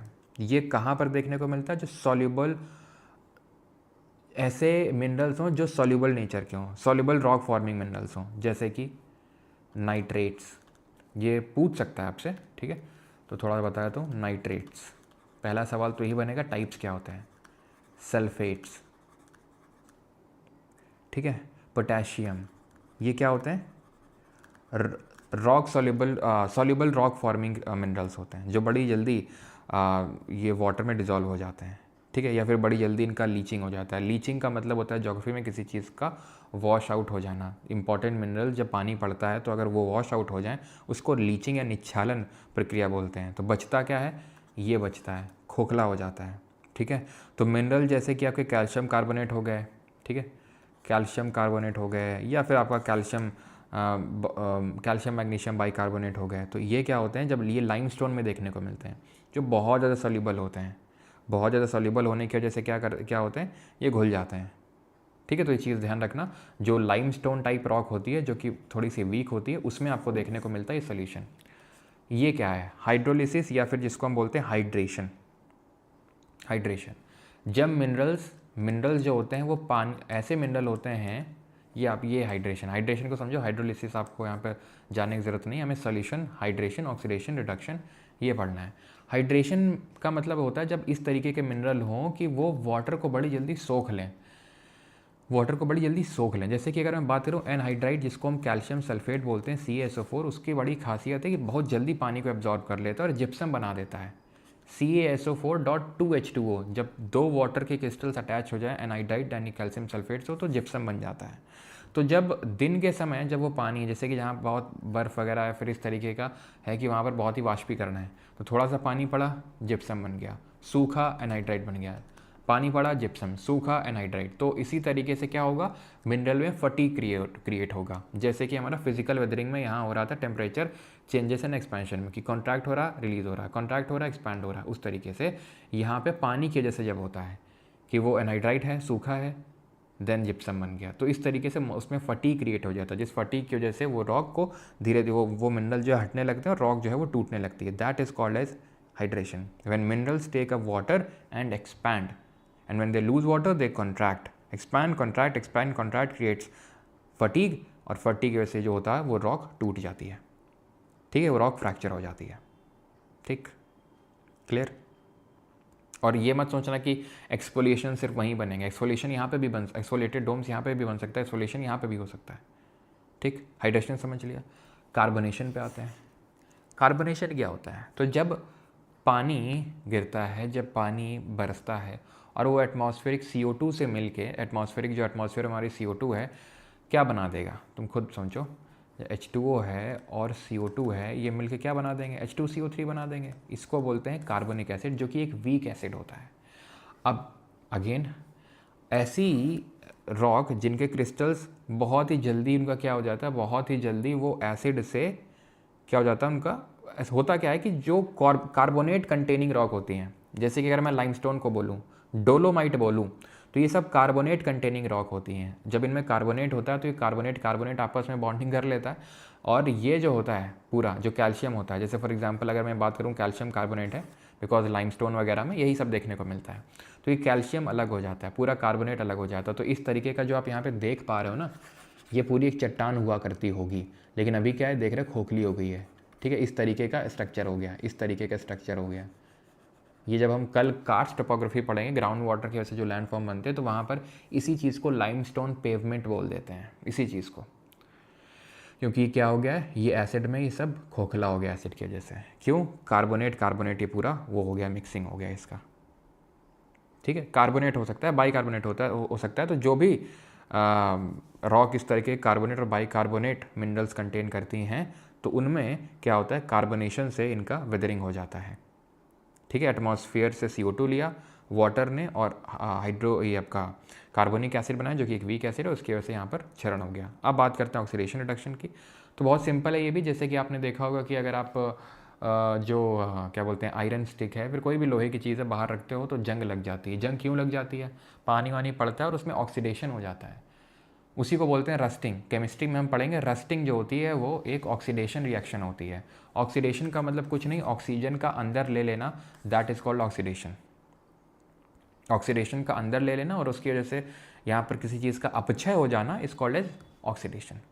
इसी तरीके से रिडक्शन भी होता है, लेकिन रिडक्शन क्या होता है, रिडक्शन में बस ध्यान ये रखना है कि ये जो है वाटर टेबल के नीचे जो चीज़ें होती हैं, वाटर टेबल के नीचे भी जो रॉक्स हैं, पानी के नीचे भी तो रॉक्स मौजूद हैं, ठीक है। बिलो दी वाटर टेबल जो रॉक्स हैं, वहाँ पर क्या होता है, वहाँ पर बिल्कुल ऑक्सीजन नहीं होता है, बिल्कुल भी ऑक्सीजन नहीं होता। तो ऑक्सीजन की कमी से अगर वेदरिंग होने लगे रॉक्स की, तो उसको रिडक्शन बोलते हैं। ऑक्सीजन अगर पड़ रहा है, तो जैसे मैंने आपको बताया, ठीक है, वो रॉक जहाँ पर आपको देखने को मिल रहा है जैसे कि आयरन, Fe से डिनोट करते हैं, ठीक है, iron, manganese, that is Mn, ठीक है। तो ये सब जो मिनरल्स होते हैं, ये कॉमनली क्या होते हैं, इनका ऑक्सीडेशन हो जाता है। सल्फर, इनका बड़ी जल्दी ऑक्सीडेशन हो जाता है, जिसकी वजह से रॉक धीरे धीरे टूटना स्टार्ट कर देती है, ठीक है। और ऐसा नहीं है कि एक रॉक में सिर्फ एक ही चीज़ होता है कि सर कुछ लोग हो सकता लगे कि सर सोल्यूशन और हाइड्रेशन थोड़ा थोड़ा सा सेम है, सिमिलर है। सिमिलर होता है, सेम नहीं है। और ऐसा नहीं कि एक ही चीज़ होता है एक रॉक में, मल्टीपल चीज़ें हो सकती हैं। जैसे मैंने आपको बताया, सोल्यूशन और कार्बोनेशन दोनों ही ये लाइमस्टोन टाइप रॉक में होती हैं, जिसमें ये कार्बोनेट वगैरह होते हैं, है ना। तो ध्यान रखना इस चीज़ का कि ऐसे साथ में होते हैं। जैसे इससे क्या बन गई, केव बन गई, गुफा बन गई, इससे एक अलग तरह की आकृति बन गई, ठीक। तो कल ही हम पढ़ेंगे भी कि जब कार्स्ट टोपोग्राफी पढ़ेंगे, ग्राउंड वाटर लैंडफॉर्म्स, तो वहाँ पर ही हम देखेंगे कि किस तरीके से ये केव बन गई ड्यू टू सोल्यूशन और कार्बोनेशन से, क्योंकि ऊपर पानी पड़ा है। अब ये क्या, पानी रिसा है, नीचे धीरे धीरे रिसा है और पानी ने घोल लिया उसको। ये क्या है, ऊपर सीधे क्योंकि रेनफॉल हुई है, तो इसकी वजह से ये इस तरीके के एजेस टाइप बन गई हैं। यहाँ तक अगर चीज़ें क्लियर हैं तो जल्दी से बताइए। बायोलॉजिकल में तो ऐसा ज़्यादा कुछ नहीं है। Biological weathering is the break down of rocks through activities of living organism. जो हमारी जीवित जीव होते हैं वो भी क्या करते हैं, चट्टान को तोड़ते हैं, उसी को बोलते हैं बायोलॉजिकल वेदरिंग। जैसे केचुआ हो गया, कृंतक यानी रोडेंट हो गए, अर्थवॉर्म, रोडेंट, यहाँ तक कि पेड़, आप यहाँ पे देख सकते हो पेड़ की जड़ है, पेड़ की जड़ ने इसको तोड़ दिया है, क्योंकि जड़ों में वो बहुत मजबूती है। आप देखो पूरा गमले में आपने देखते होगे, ठीक है। तो अगर मान लो कि आप गमले में अगर आपने पेड़ रखा है और गमला अगर आपको कभी चेंज करना होता है, तो जब आप उठाते हो तो पूरी मिट्टी को पकड़े हुए होता है, वो इतनी स्ट्रांग होती हैं जड़ें। यहाँ तक कई बार तो गमला तोड़ के भी निकल आती हैं भाई, ठीक है। तो जब गमला तोड़ सकती हैं पूरा, तो धीरे धीरे चट्टान नहीं तोड़ सकती हैं। ये तो रॉक की बात कर रहा हूँ। ऐसे ही जो अर्थवॉर्म होते हैं, ये तो जैसे प्लांट हो गया, जैसे आपका एल्गे हो गया, शैवाल, जो काई हो गई, तो काई लग जाती है चट्टान में, काई लग जाती है चट्टान में, धीरे धीरे वो क्या कर देती है, काई तोड़ना स्टार्ट कर देती है धीरे धीरे धीरे। क्यों? क्योंकि जो एल्गे है वो धीरे धीरे क्या लेगा, न्यूट्रिशन लेगा उससे, रॉक से न्यूट्रिशन लेगा, और न्यूट्रिशन यानी मिनरल्स लेगा, और मिनरल लेते लेते धीरे धीरे धीरे उसको वीक कर देगा, क्योंकि वो भी, उसकी भी हल्की हल्की क्या होती हैं, रूट्स होती हैं। बहुत, चाहे भले बहुत ही छोटा हो, लेकिन ओवर दी टाइम वही है कि करत करत अभ्यास जड़ मत होए सुजान। तो वही है यहाँ पे भी कि जब पूरी काई लगेगी, धीरे धीरे धीरे धीरे उसका इरोजन होगा और पूरी रॉक टूटेगी, टूटेगी ही टूटेगी।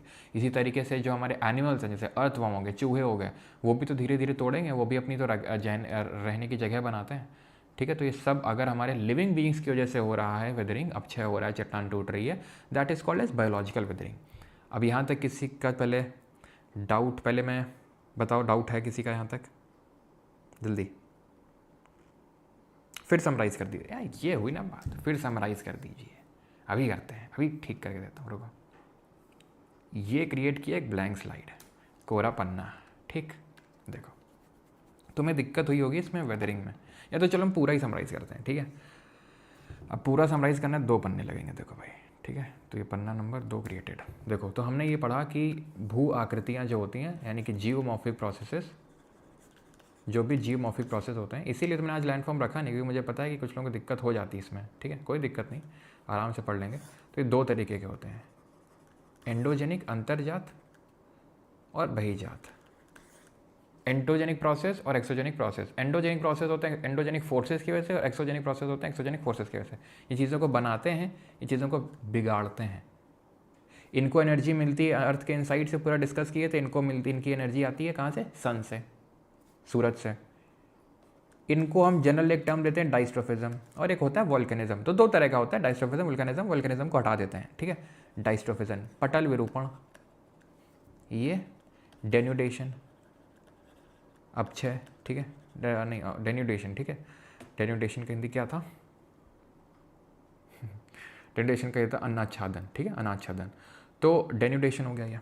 अब डाइस्ट्रोफिज्म भी कितने टाइप का था? डाइस्ट्रोफिज्म था आपका 4 तरह का। पहला ओरोजेनिक, दूसरा एपिरोजेनिक, तीसरा अर्थक्वेक, चौथा आपका प्लेट टेक्टोनिक्स।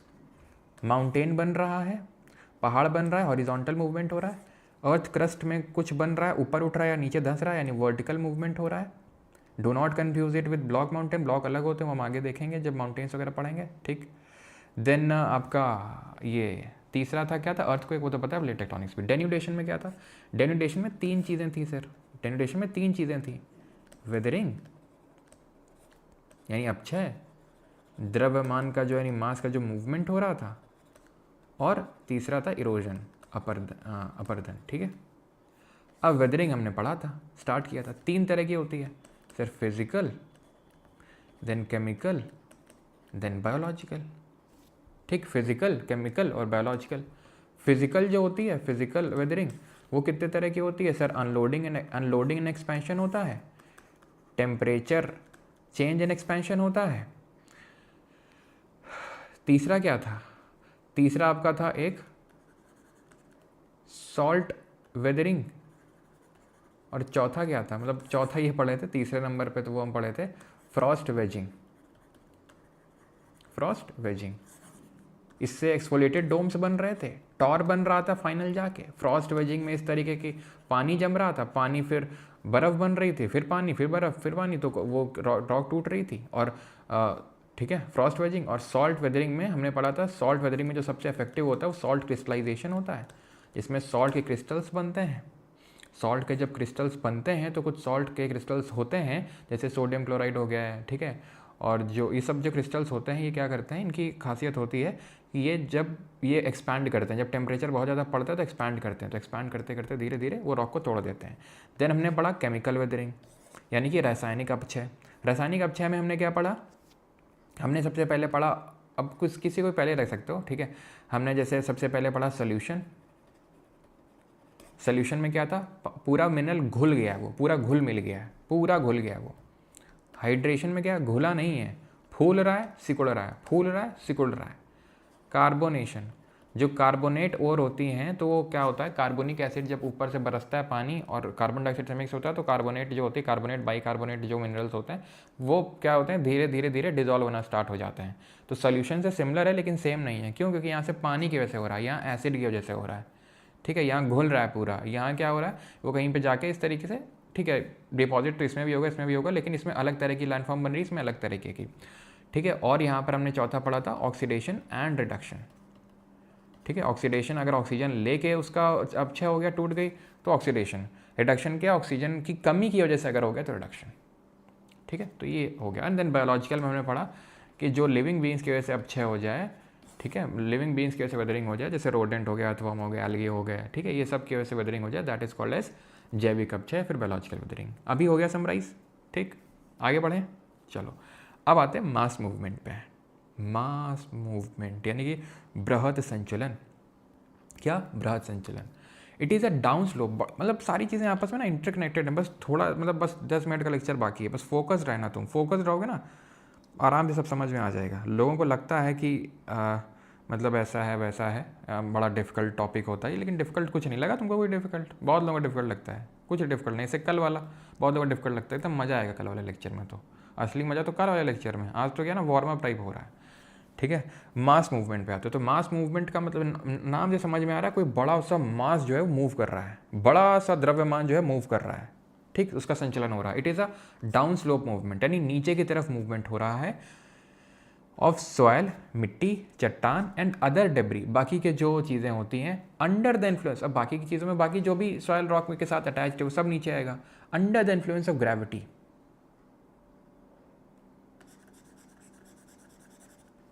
यह गुरुत्वाकर्षण के प्रभाव में मिट्टी, चट्टान और अन्य मलबे का ढलान से नीचे की ओर गति है। किसकी वजह से? मतलब अब क्या बताएं तुम्हें, तुम समझ नहीं पा रहे हो अभी। ये जो टर्म है ना, ये इसकी इंपॉर्टेंस तुम नहीं समझ पा रहे हो। पूरा मास मूवमेंट इसी पे टिका हुआ है, पूरा मास मूवमेंट इसी पे टिका हुआ है, ग्रेविटी पे। और यहाँ जो ग्रेविटी लिखा है ना, ये गलत लिखा है यहाँ पे, इसकी जगह कुछ और आएगा, कुछ और आएगा। वो क्या है? वो है वेदरिंग, जो अभी पढ़ के आए अपक्षय। क्या आएगा यहाँ पर? अपक्षय। तो सर अपक्षय एक पूर्वापेक्षा नहीं है, वेदरिंग इज नॉट अ समझे नहीं समझे, समझाते हैं। हम बोल रहे हैं कि कोई चीज़ एकदम से नीचे गिरी, और हम बोल रहे हैं कि किसी चीज़ को, ये जो लाइन है ना, ये बोल रही है कि किसी चीज़ को नीचे गिरने के लिए उसकी वेदरिंग होना ज़रूरी नहीं है। ऐसा नहीं कि अगर किसी चीज़ की वेदरिंग नहीं हुई तो वो नीचे नहीं गिरेगी। हाँ सर, बात तो सही है, हाँ तो वही तो लिखा हुआ है। लेकिन अगर लिखते ना और स्टेटमेंट में आ जाता, समझ में ना आता क्या लिखा हुआ है, सही है कि गलत है। क्यों? मुझे लगता है हाँ, वेदरिंग का मतलब सर ने बताया था टूटना होता है, और जब टूटेगी तभी तो गिरेगी। हाँ बात तो सही है ना, क्योंकि हमारा जो मन होता है वो दो मुँहा सांप होता है, बिन पैंदी का लोटा होता है हमारा मन, जो जो बता देगा वो तुरंत मान लेगा। अभी तो ये भी बात तुमको स्थिति सही लग रही होगी, हाँ यार अभी अगर मैं यही बोल देता, ये ना लिखता, तो हाँ कि यार वेदरिंग जब टूटेगी नहीं तो गिरेगी कैसे। अरे बेटा अभी मान लो चट्टान है, गिर गई, नहीं गिर गई, इसमें इतना ज़्यादा गुरुत्वाकर्षण बल लगा, एकदम से ढलान से गिर गई। अब क्या जब तक टूटेगी नहीं तब तक टूटने का इंतजार करेगी क्या? तो क्या सर मान लो ऐसे ही है, पड़ी है, जब टूट जाएगी तो तुरंत नहीं गिर जाएगी? हाँ तो गिर जाएगी, बिल्कुल गिर जाएगी। तभी तो मैं बोल रहा हूँ it is not a prerequisite but it can aid the mass movement, समझे? यानी कि ये मास मूवमेंट की सहायता कर सकती है, लेकिन कोई प्री रिक्विजिट नहीं है कि अगर वेदरिंग नहीं होगी तो मास मूवमेंट नहीं होगा। लेकिन हाँ, अगर वेदरिंग हो जाएगी तो उससे मास मूवमेंट आसानी से हो जाएगा, क्योंकि रॉक टूट गई और टूट के जल्दी चीज़ें चांसेस होते हैं कि वो गिर जाए एकदम से। समझ में आ गई ये लाइन कि weathering is not a pre requisite. वो ऐसा नहीं कि जब तक वेदरिंग नहीं होगी तब तक मास मूवमेंट नहीं होगा, लेकिन वेदरिंग एड कर देती है मास मूवमेंट को। लेकिन मास मूवमेंट होगा तो बस ग्रेविटी की वजह से ही होगा। Gravity is the main thing in the mass movement. अब मास जो है वो दो तरीके से मूव कर सकता है, धीमे धीमे धीमे और तेज एकदम से तेजी से। धीमे धीमे और एकदम तेजी से। तो धीमे में हमें पढ़ना है दो चीज़ें, क्रीप और सॉलिफ्लक्शन। पढ़ लेते हैं, उसके बाद रैपिड में आते हैं, ठीक है? क्रीप और सॉलिफ्लक्शन। भाई ये क्या हो गया? ये तो वीडियो चल गया क्या ये? भाई मैं जब पढ़ा रहा हूँ तो तुम क्यों पढ़ा रहे हो? शांति से बैठो, यहाँ पे टीचर पहले से मौजूद है, ये ज्ञान दे रहा है, ठीक है? तो ये है सॉयल क्रीप। सॉयल क्रीप में क्या होता है, धीरे धीरे धीरे जो है मिट्टी मूव करना स्टार्ट करती है, धीरे धीरे। अब देखो जब धीरे धीरे, जब बहुत ही कम स्लोप हो, आपने देखा होगा ये जो खंबे वगैरह हैं कभी सीधे हुआ करते थे लेकिन अभी टेढ़े हो गए। आपने टेढ़े हुए देखा? नहीं देखा आपने टेढ़े होते हुए। लेकिन धीरे धीरे धीरे धीरे धीरे वो मिट्टी मूव कर रही थी, इसकी वजह से वो पोल भी, खंबा भी टेढ़ा हो गया। क्रीप का मतलब होता है रेंगना, तो मिट्टी रेंग के इसको टिल्ट कर दी। ओके, अब आते हैं सॉलिफ्लक्शन। ये तो सबको समझ में आ जाता है, क्रीप मतलब रेंगना। सॉलिफ्लक्शन क्या होता है इसको समझना, ध्यान समझना इसको, बड़ा अच्छा क्वेश्चन बनता है इससे। मिट्टी बड़ी है, ऐसा नहीं लग रहा जैसे जब हम लोग जैसे एजड हो जाते हैं, जैसे उम्र दराज हो जाते हैं, तो हमारी जो खाल है वो लटक जाती है। जब बूढ़े हो जाते हैं तो खाल लटक जाती है, जैसे गालों की ऊपर ही खाल लटक जाएगी, है ना? जैसे गाल है ऊपर का लटक जाएगी। ऐसे नहीं लग रहा, कुछ फील आ रहा है तुमको, ऐसे लटक सा गया, ऐसे लटक सा गया कुछ, देखो है ना, लटक सा गया ऐसे, कुछ कुछ बहा सा है, ऐसा कुछ ऊपर से बहा है, बहा है, धीरे धीरे बहा है। क्या बहा है? मिट्टी बही है। कैसे बही है? ठंडे इलाकों में जहाँ बर्फ जमी रहती है, वहाँ पे जब धूप पड़ती है दिन के समय में, बर्फ यहाँ भी जमी है, बीच में भी जमी है, नीचे भी जमी है, मिट्टी है, मिट्टी मिट्टी भी है, ठीक है, समझना। यहाँ की पिघल गई क्या? बर्फ पिघल के पानी इसमें मिल जाएगा, थोड़ा सा सैचुरेट हो जाएगी ये पानी से, संतृप्त हो जाएगी पानी से, पानी मिल जाएगा। अब पानी किसी चीज़ मिला दोगे तो वो मूव नहीं करेगी क्या? हाँ करेगी तो, लेकिन ये तो अभी भी जमी हुई है, ये तो अभी भी जमी, क्यों? सनलाइट नीचे तक थोड़ी ना गई है, बर्फ तो पूरा जमी होगी नीचे तक, लेकिन सनलाइट नीचे तक थोड़ी ना पेनिट्रेट करी, ऊपर ही ऊपर पड़ी है। और जहाँ बर्फबारी हो रही है वहाँ पर इतनी जोर की तो सनशाइन नहीं पड़ेगी कि नीचे तक जाएगी, तो क्या होगा? ये तो मूव कर जाएगा, ये तो मूव कर जाएगा, लेकिन नीचे वहीं रहेगा, नीचे जहाँ बर्फ जमी वो वैसे ही रहेगा, और ये चीज़ ऊपर ऊपर वाली मूव कर जाएगी। तो सोलिफ्लक्शन कहाँ होता है? परमाफ्रॉस्ट रीजन में, जहाँ बर्फ़ जमी होती है। समझ गए? ये है इसमें एकदम फंडा, क्या परमाफ्रॉस्ट लिख के देगा, तो परमाफ्रॉस्ट इज अ कीवर्ड। अब परमाफ्रॉस्ट में जहाँ बर्फ़ जमी होती है वहीं क्यों होता है? समझ में आ गई चीज़? Sir plate movement is not a mass movement. Shivam Yadav, वो शिवम यादव भेज रहा हो बेटा, plate movement is not a mass movement बेटा, प्लेट मूवमेंट मास मूवमेंट होगा, है ये जो प्लेट मूवमेंट मास मूवमेंट होगा भाई। मास, वो मास मूवमेंट हम किस में पढ़ रहे हैं? एक्सोजेनिक में पढ़ रहे हैं सर, एक्सोजेनिक में, यानी जो बाहर की ओर लग रहे हैं। प्लेट मूवमेंट अंदर की ओर हो रहा है, और वो बड़ा धीमे धीमे हो रहा है। वो किसी चीज़ का, वो सॉयल रॉक या तो है नहीं ना, सॉयल रॉक और जो अदर डेब्री जो पड़ा हुआ है ज़मीन के ऊपर, उसके मूवमेंट को बोलते हैं मास मूवमेंट, ठीक है। प्लेट के मूवमेंट को आप मास मूवमेंट नहीं बोलते हो। और अगर ठीक है कि सर वो भी तो स्लो है, वो स्लो नहीं है ना, वो एक्सट्रीमली स्लो है वो भाई। मिट्टी तो, अब तुमको लगता है ऐसे खंबे वंबे मूव करते हैं ये, ठीक है, एक सेकेंड, ये जो खंबे वगैरह मूव कर देते हैं, कितने साल हो सकता है कि आपने देखा हो, 5-6 महीने बाद, बरसात के बाद मूव कर दिया। प्लेट्स को भाई आप पूरा, आपका पूरा जीवन कट जाएगा, मान लेते हैं आप 100 साल भी जीते हैं, तो भी वो मुश्किल से हो सकता है कि 10 सेंटीमीटर ही मूव करें, 10 सेंटीमीटर, समझ रहे हो, ना के बराबर। तो उसको उसमें नहीं रखना है, ठीक है, प्लेट मूवमेंट को इसमें, ओके ठीक है।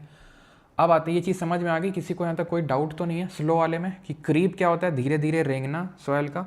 और सॉलिफ्लेक्शन क्या होता है? सॉलिफ्लेक्शन होता है, वो भी धीरे धीरे होता है, लेकिन वो परमा फ्रॉस्ट रीजन पे होता है, ओके।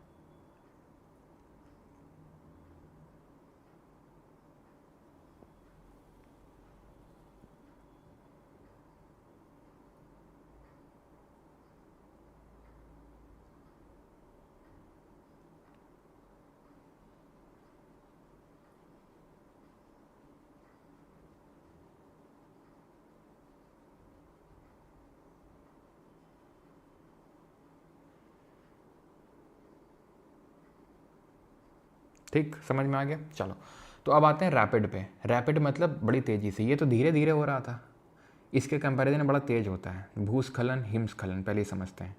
अब आप देखते हो कि एकदम से तो होता ही है, जैसे कि भूस्खलन हो गया, तो ऐसे तो नहीं, धीरे धीरे धीरे। अगर धीरे धीरे हो रहा होता तो लोगों की जानें क्यों जाती भैया भूस्खलन और एवलांच में?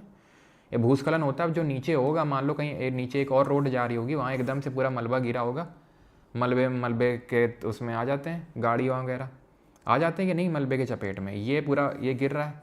अब हिमालय में बहुत लोग चढ़ाई करने के लिए जाते हैं कि नहीं जाते हैं ट्रैकिंग के लिए, एकदम से गिरा, काफ़ी लोग की जान चली जाती है और कुछ लोग हॉस्पिटल में एडमिट हो जाते हैं। क्यों? क्योंकि एकदम से हुआ ना, हमला अचानक होता है, इसमें आराम आराम से नहीं होता। कि आराम आराम से अगर हो रहा होता तो जानें थोड़ी ना जा रही होती। अब किसी की जान जाती है क्या जब क्रीप में या सॉलिफ्लेक्शन में? एकदम से जब मूवमेंट होता है, जब बिल्कुल टाइम नहीं मिलता तो होता है। और क्योंकि एक मास का मूवमेंट हो रहा है तो बहुत भयंकर वो होता है एकदम। तो लैंडस्लाइड हो गया, अवलांच एक तरह के हैं। अब आते हैं अर्थ फ्लो और मड फ्लो होते हैं। ये क्या होते हैं? तो ये है मड फ्लो, ये है अर्थ फ्लो।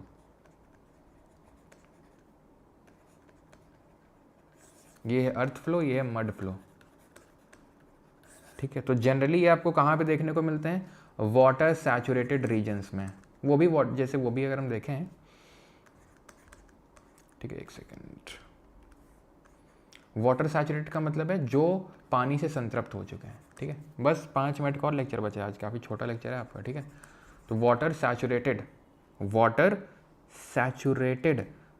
जो रीजन होते हैं वहाँ पे देखने को मिलता है, जो पानी से सैचुरेट हो चुके हैं। और वो जब एकदम से नीचे जाते हैं पानी से सैचुरेट होने के बाद, तो उसको अर्थ फ्लो या मड फ्लो बोलते हैं। सिमिलर है लेकिन सेम नहीं है, अलग क्या है, अर्थ फ्लो थोड़ा सा धीमे होता है जनरली, मड फ्लो के कंपैरिजन में एकदम से होता है फास्ट। या ये in absence of vegetation cover होता है। एब्सेंस ऑफ वेजिटेशन का मतलब क्या होता है सर? वनस्पति की कमी।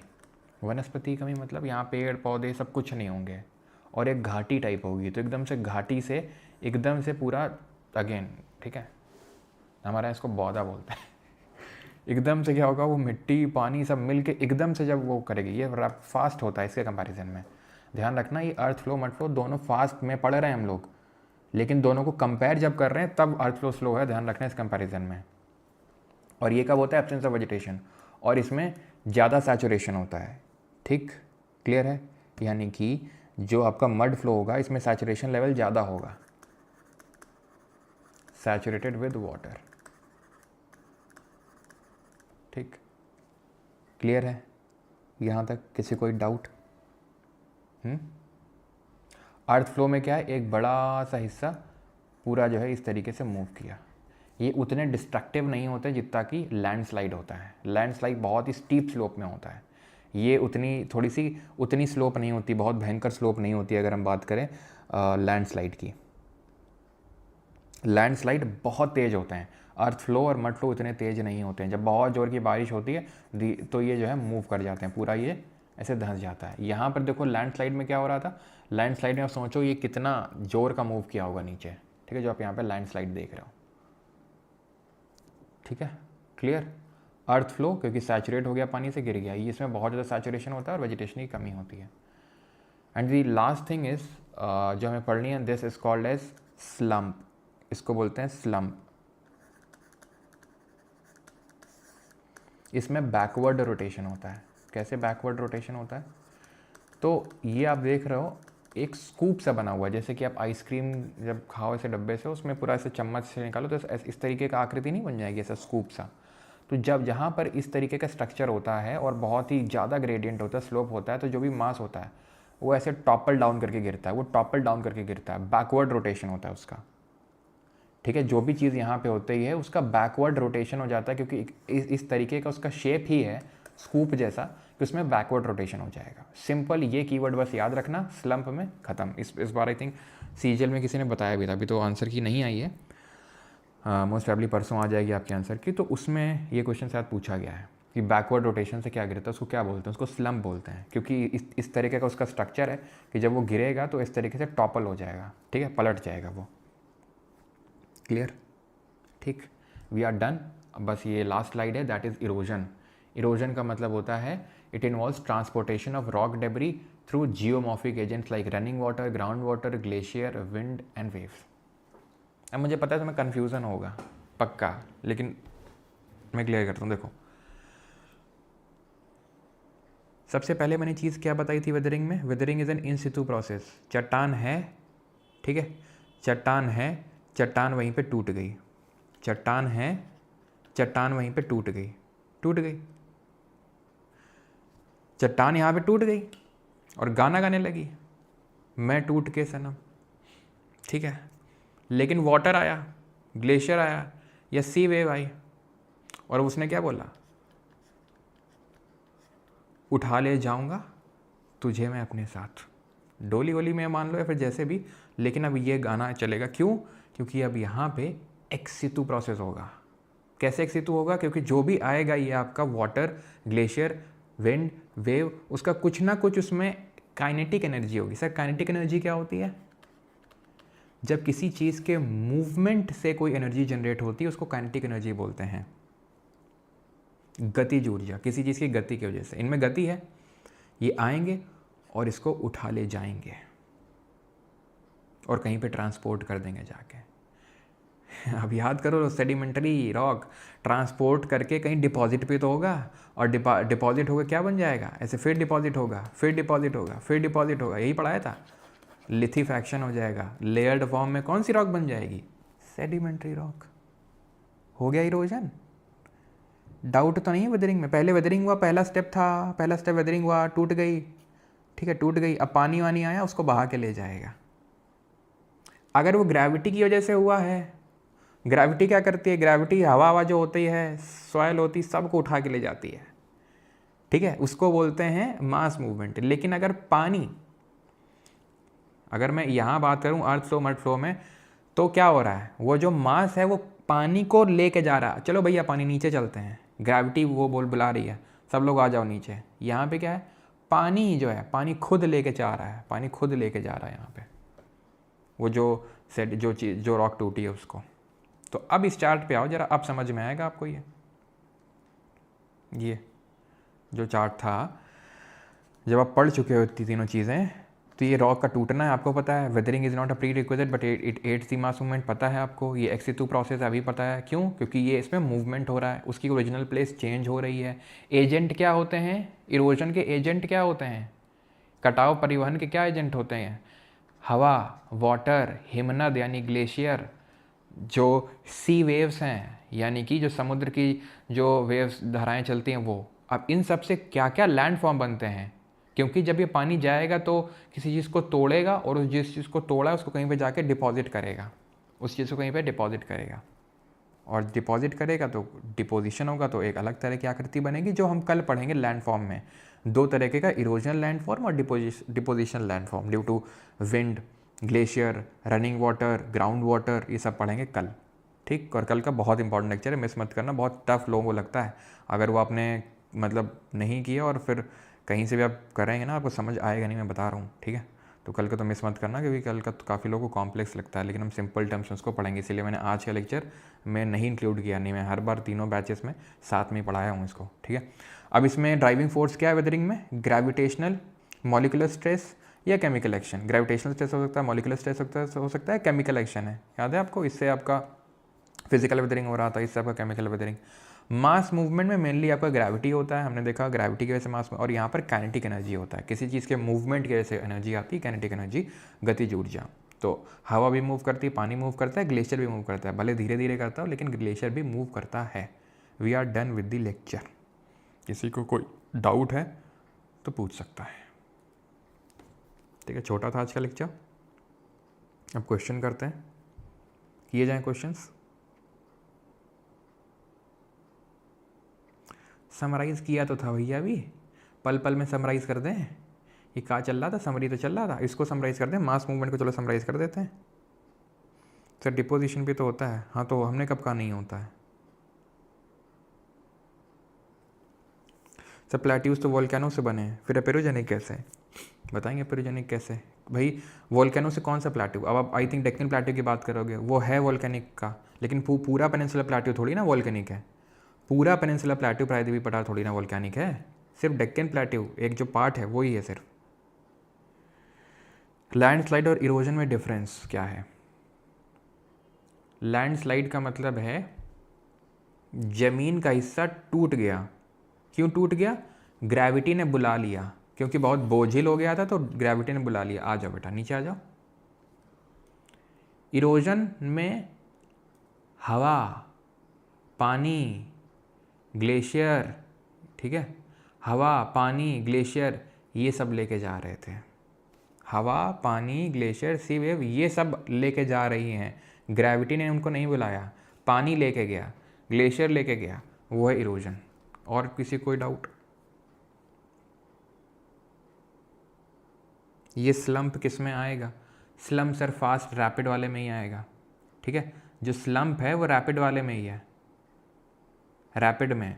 स्लो में आएगा क्रीप एंड सॉलिफ्लक्शन, डेब्री एवलांच हो गया, लैंडस्लाइड हो गया, अर्थ फ्लो हो गया, मड फ्लो हो गया, स्लम्प हो गया, ये सब मास मूवमेंट में, रैपिड मास मूवमेंट में आएगा, रैपिड वाले में।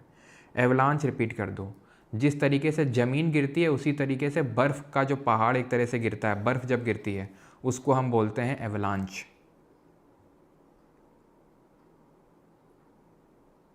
अरावली कैसे बने हैं, वो भी फोल्ड से ही बने हैं, वो भी फोल्ड माउंटेन है, ठीक है, वो भी फोल्ड माउंटेन है। लेकिन अभी क्या है, एक्सोजेनिक फोर्सेस के लगने की वजह से बहुत वो हो गए हैं, ठीक है। फर्स्ट टाइम सीधा दिमाग के अंदर घुसा है, अच्छा। स्लम्प में पीछे की तरफ, अब क्या आपको समझ नहीं आ रहा, मैं हिंदी में ही तो बोल रहा हूँ, हिंदी में तो बोल रहा हूँ कि ये इस तरीके का शेप होता है तो पीछे की ओर पलट जाता है, ये पलट जाता है, उसको हम बोलते हैं स्लम्प, ठीक है। आई थिंक आप ये शायद पूछ रहे होगे कि स्लम्प को हिंदी में क्या बोलते हैं, राइट। तो स्लम्प को हिंदी में शायद क्या बोलते हैं, अरे नाम याद नहीं आ रहा, स्लम्प को क्या बोलते हैं, किसी को पता है, खिसकना ही होगा, या तो आई थिंक स्लम्प ही बोलते होंगे हिंदी में भी, हिंदी में भी इसका नाम स्लम्प ही होगा, ऐसा कुछ अलग से नहीं होगा, नहीं तो अगर होता तो मुझे याद आ जाता, ठीक है, होता नहीं है इसमें, ठीक। चलो भाई, तो अब आगे बढ़ें, और जिन लोगों को recorded lectures, quizzes, weekly quiz, hand written notes, digital notes, सब कुछ चाहिए हो टेलीग्राम का एक्सेस, तो आप यहाँ पे हाँ बैच में सब्सक्रिप्शन ले सकते हैं। ये कॉम्बो बैच है जिसमें कि आपको दोनों मिल जाएंगे, ठीक है, 4.0 भी और इंग्लिश भी, ऑलराइट। Thank you. इसके लिए कूपन है फरमार 4.0। थैंक यू कुछ नहीं, भी क्वेश्चन लगाने हैं, ठीक है। और कल हम करेंगे लैंड फॉर्म, ये आप आज समझ लो कि वार्म अप हुआ, इससे भी क्वेश्चंस बनते ही बनते हैं, जैसे मैंने आपको बताया। इससे आप ये समझ लो कि इस टॉपिक से अभी जो एग्ज़ाम हुआ स्टेनो वगैरह, उसमें कम से कम 7-8 क्वेश्चन तो बने ही होंगे, ठीक है। ठीक, चलो करो ज़रा, लेकिन सबसे पहले घबराना नहीं है आपने, ठीक है, क्वेश्चन करते वक्त। Consider the following statement with reference to salt weathering. Salt in rocks expand due to thermal action, hydration, and crystallization.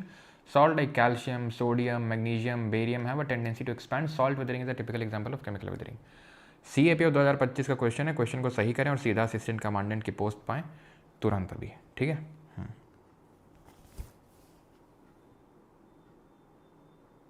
Sir ये जो खेत में काम कर रखा है उसको ज़्यादा आसानी से समझ आता है, अच्छा। एक्सफोलिएशन एक्सप्लेन कर दीजिए, वाह।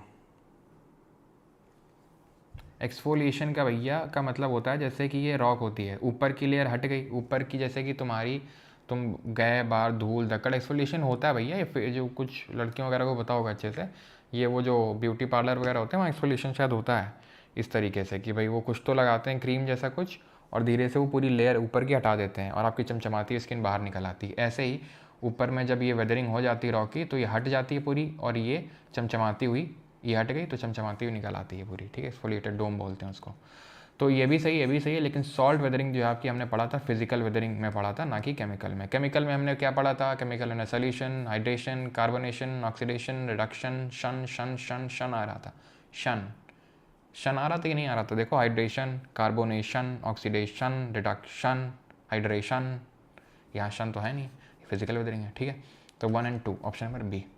विच the following statement with reference to the salt weathering is all correct. लवण अब 6 के संदर्भ में निम्नलिखित में से कौन सा या फिर कौन से कथन सही है, तो बताइए।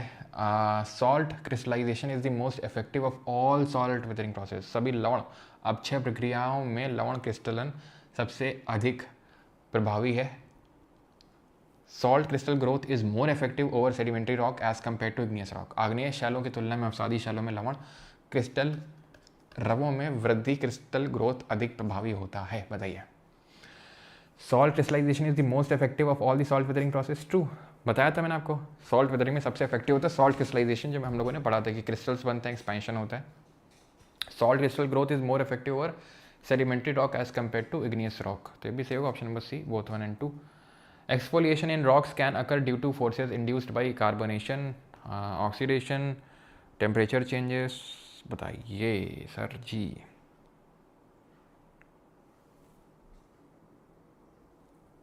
एक्सफोलिएशन किस वजह से हो सकता है, कार्बोनेशन से होगा, ऑक्सीडेशन से होगा, या टेम्परेचर चेंज से होगा, किससे होगा, जल्दी से बताओ। अगर ध्यान से लेक्चर को सुन रहे होगे तो याद आएगा आपको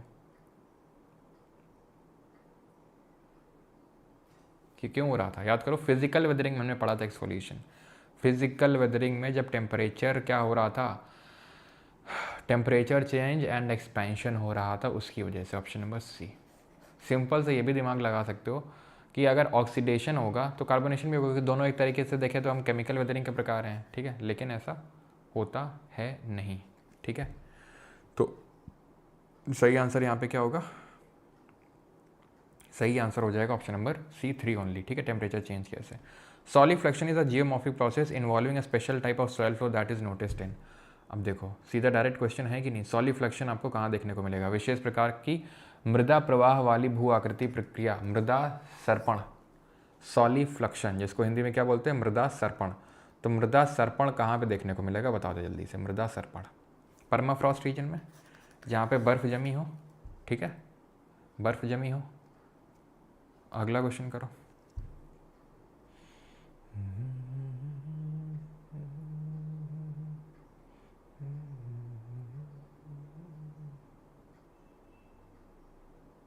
कर लिया, चलो।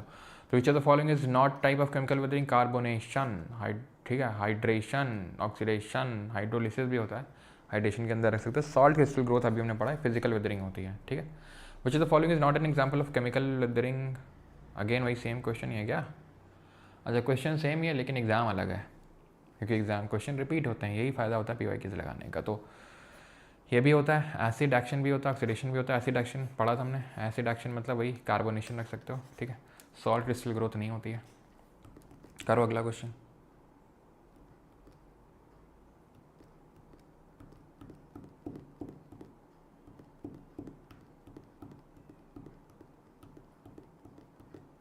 कर लिया, चलो। तो which of the following process leads to expansion of certain minerals as they take up water causing additional stress in the rock. पानी से फूल जाते हैं, बेसिक उड़ जाते हैं, क्या होता है उसको, हाइड्रेशन बोलते हैं, ठीक है।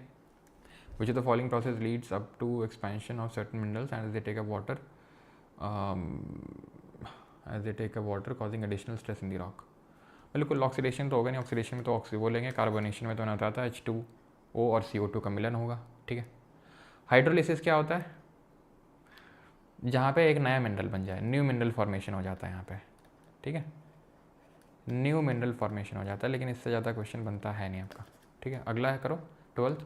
N avalanche is a type of which of the following disaster. Avalanche हिमदाव क्या है, एटमॉस्फेरिक, टेरेस्ट्रियल, एक्वेटिक या बायोलॉजिकल, वायुमंडलीय, स्थलीय, जलीय या फिर जैविक। पहली बात तो तुम बता दो ये किस तरीके का मास मूवमेंट है, रैपिड है या फिर स्लो है, रैपिड मास मूवमेंट है, स्लो मास मूवमेंट है। तो भैया एटमॉस्फेयर में तो क्या होता है, एटमॉस्फेयर वायुमंडल अभी पढ़ा नहीं है, लेकिन वहाँ हवा चलती है, बारिश होती है। एवलांच जो है टेरेस्ट्रियल, स्थलीय है, ज़मीन में होता है ना, ये हवा में तो होता नहीं है ना, पानी के अंदर होता है, भाई बर्फ़ जो है पानी के अंदर तो ऐसा है नहीं, ना ही बायोलॉजिकल है, जैविक नेचर का है, टेरेस्ट्रियल होगा, ठीक है। और ये कैसा है आपका, रैपिड मास मूवमेंट है ये, okay, rapid mass movement. 13th, what is duff, duff क्या है, partially decompose litter, weathered rock, weathered rock no no no no, weathered rock को नहीं बोलते हैं, ये आपका होगा पार्शली डिकम्पोज लिटर। जो भी ये सब ये हम पढ़ेंगे वहाँ पे, ह्यूमस वगैरह जब पढ़ेंगे ना, जो ऑर्गेनिक मैटर होता है, जब पेड़ होता है उसकी पत्तियाँ वत्तियाँ होती हैं, सब जब गिर जाती हैं तो उसी को बोलते हैं डफ। विच of the following processes is not part of chemical weathering. Again chemical weathering कौन सा नहीं है, इसमें कौन सी प्रक्रिया रासायनिक अपक्षय नहीं है, solution, hydration, reduction, freezing and थॉइंग, याद करो, freezing and थॉइंग, Frost waging, Frost waging, Tushar waging, किसकी हो रही थी, जम रही थी, बर्फ पिघल रही थी, जम रही थी, पिघल रही थी। फ्रीजिंग एंड थॉइंग, थॉइंग का मतलब होता है पिघलना, हिम द्रवण, ठीक है, हिम द्रवण फिजिकल में आएगा। Rocks do not remain in their original form for long and undergo transformation, शैल अधिक समय तक अपने मूल रूप में नहीं रहते और रूपांतरित होते रहते हैं, ट्रांसफॉर्म होते रहते हैं। Transformation of rock is caused by weathering, erosion and metamorphic action. अपक्षयन जो होता है, ट्रांसफॉर्मेशन रॉक में बदलाव क्यों आता है, क्योंकि रॉक टूटती रहती है, टूटती है, इन सितु होता है, फिर कोई आता है उसको बहा के ले जाता है, उठा के ले जाता है डोली में, ठीक है, तो इरोजन हो गया वो।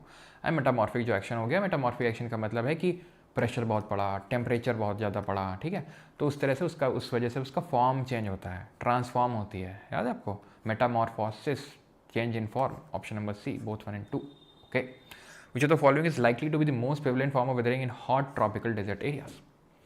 जो तप्त उष्णकटिबंधीय मरुस्थल क्षेत्रों में अपक्षयण के सर्वाधिक व्याप्त रूप की संभावना निम्नलिखित में से किसकी है।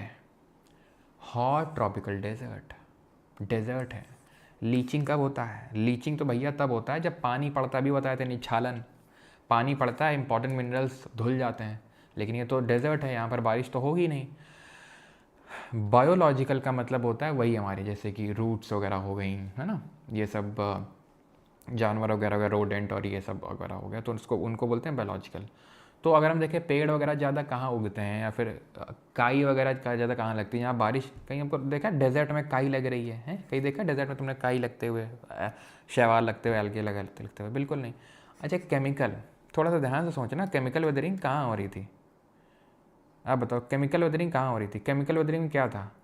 हाइड्रेशन, पानी पड़ रहा था, सोल्यूशन, पानी पड़ रहा था, हाँ यही तो हो रहा। कार्बोनेशन, पानी पड़ रहा था, नहीं पड़ रहा था, सोल्यूशन में घुल रहा था। हाइड्रेशन में पानी ले रहा था, फूल रहा था, सिकुड़ रहा था, फूल रहा था, सिकुड़ रहा था। जिप्सम याद करो। कार्बोनेशन, पानी बरसा, CO2 लिया एटमॉस्फेयर से, कार्बोनिक एसिड बना दिया। मतलब कहीं ना कहीं पानी का रोल तो है इनमें। अब बचा क्या? मैकेनिकल, यांत्रिक। ठीक है, क्लियर?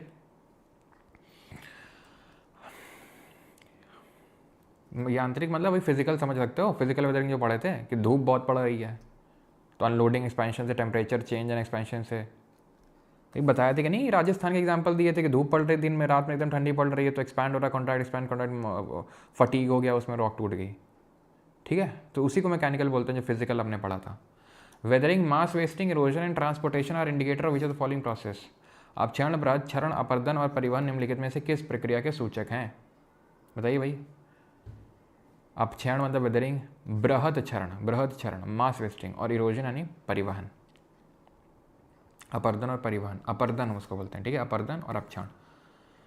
तो denudation, endogenic process, diastrophism, mountain building. मैंने आपको बताया था डाइस्ट्रोफिज्म मतलब वो एंडोजेनिक, मैंने बताया था कि नहीं बताया? तुम मुझे बताओ। मैंने बताया था कि एंडोजेनिक मतलब डाइस्ट्रोफिज्म। ठीक है, माउंटेन बिल्डिंग क्या बोलते हैं इसको जरा बताओ? डेन्यूडेशन और डाइस्ट्रोफिज्म। डाइस्ट्रोफिज्म मतलब बन रहा है, डेन्यूडेशन मतलब बिगड़ रहा है, अनाच्छादन।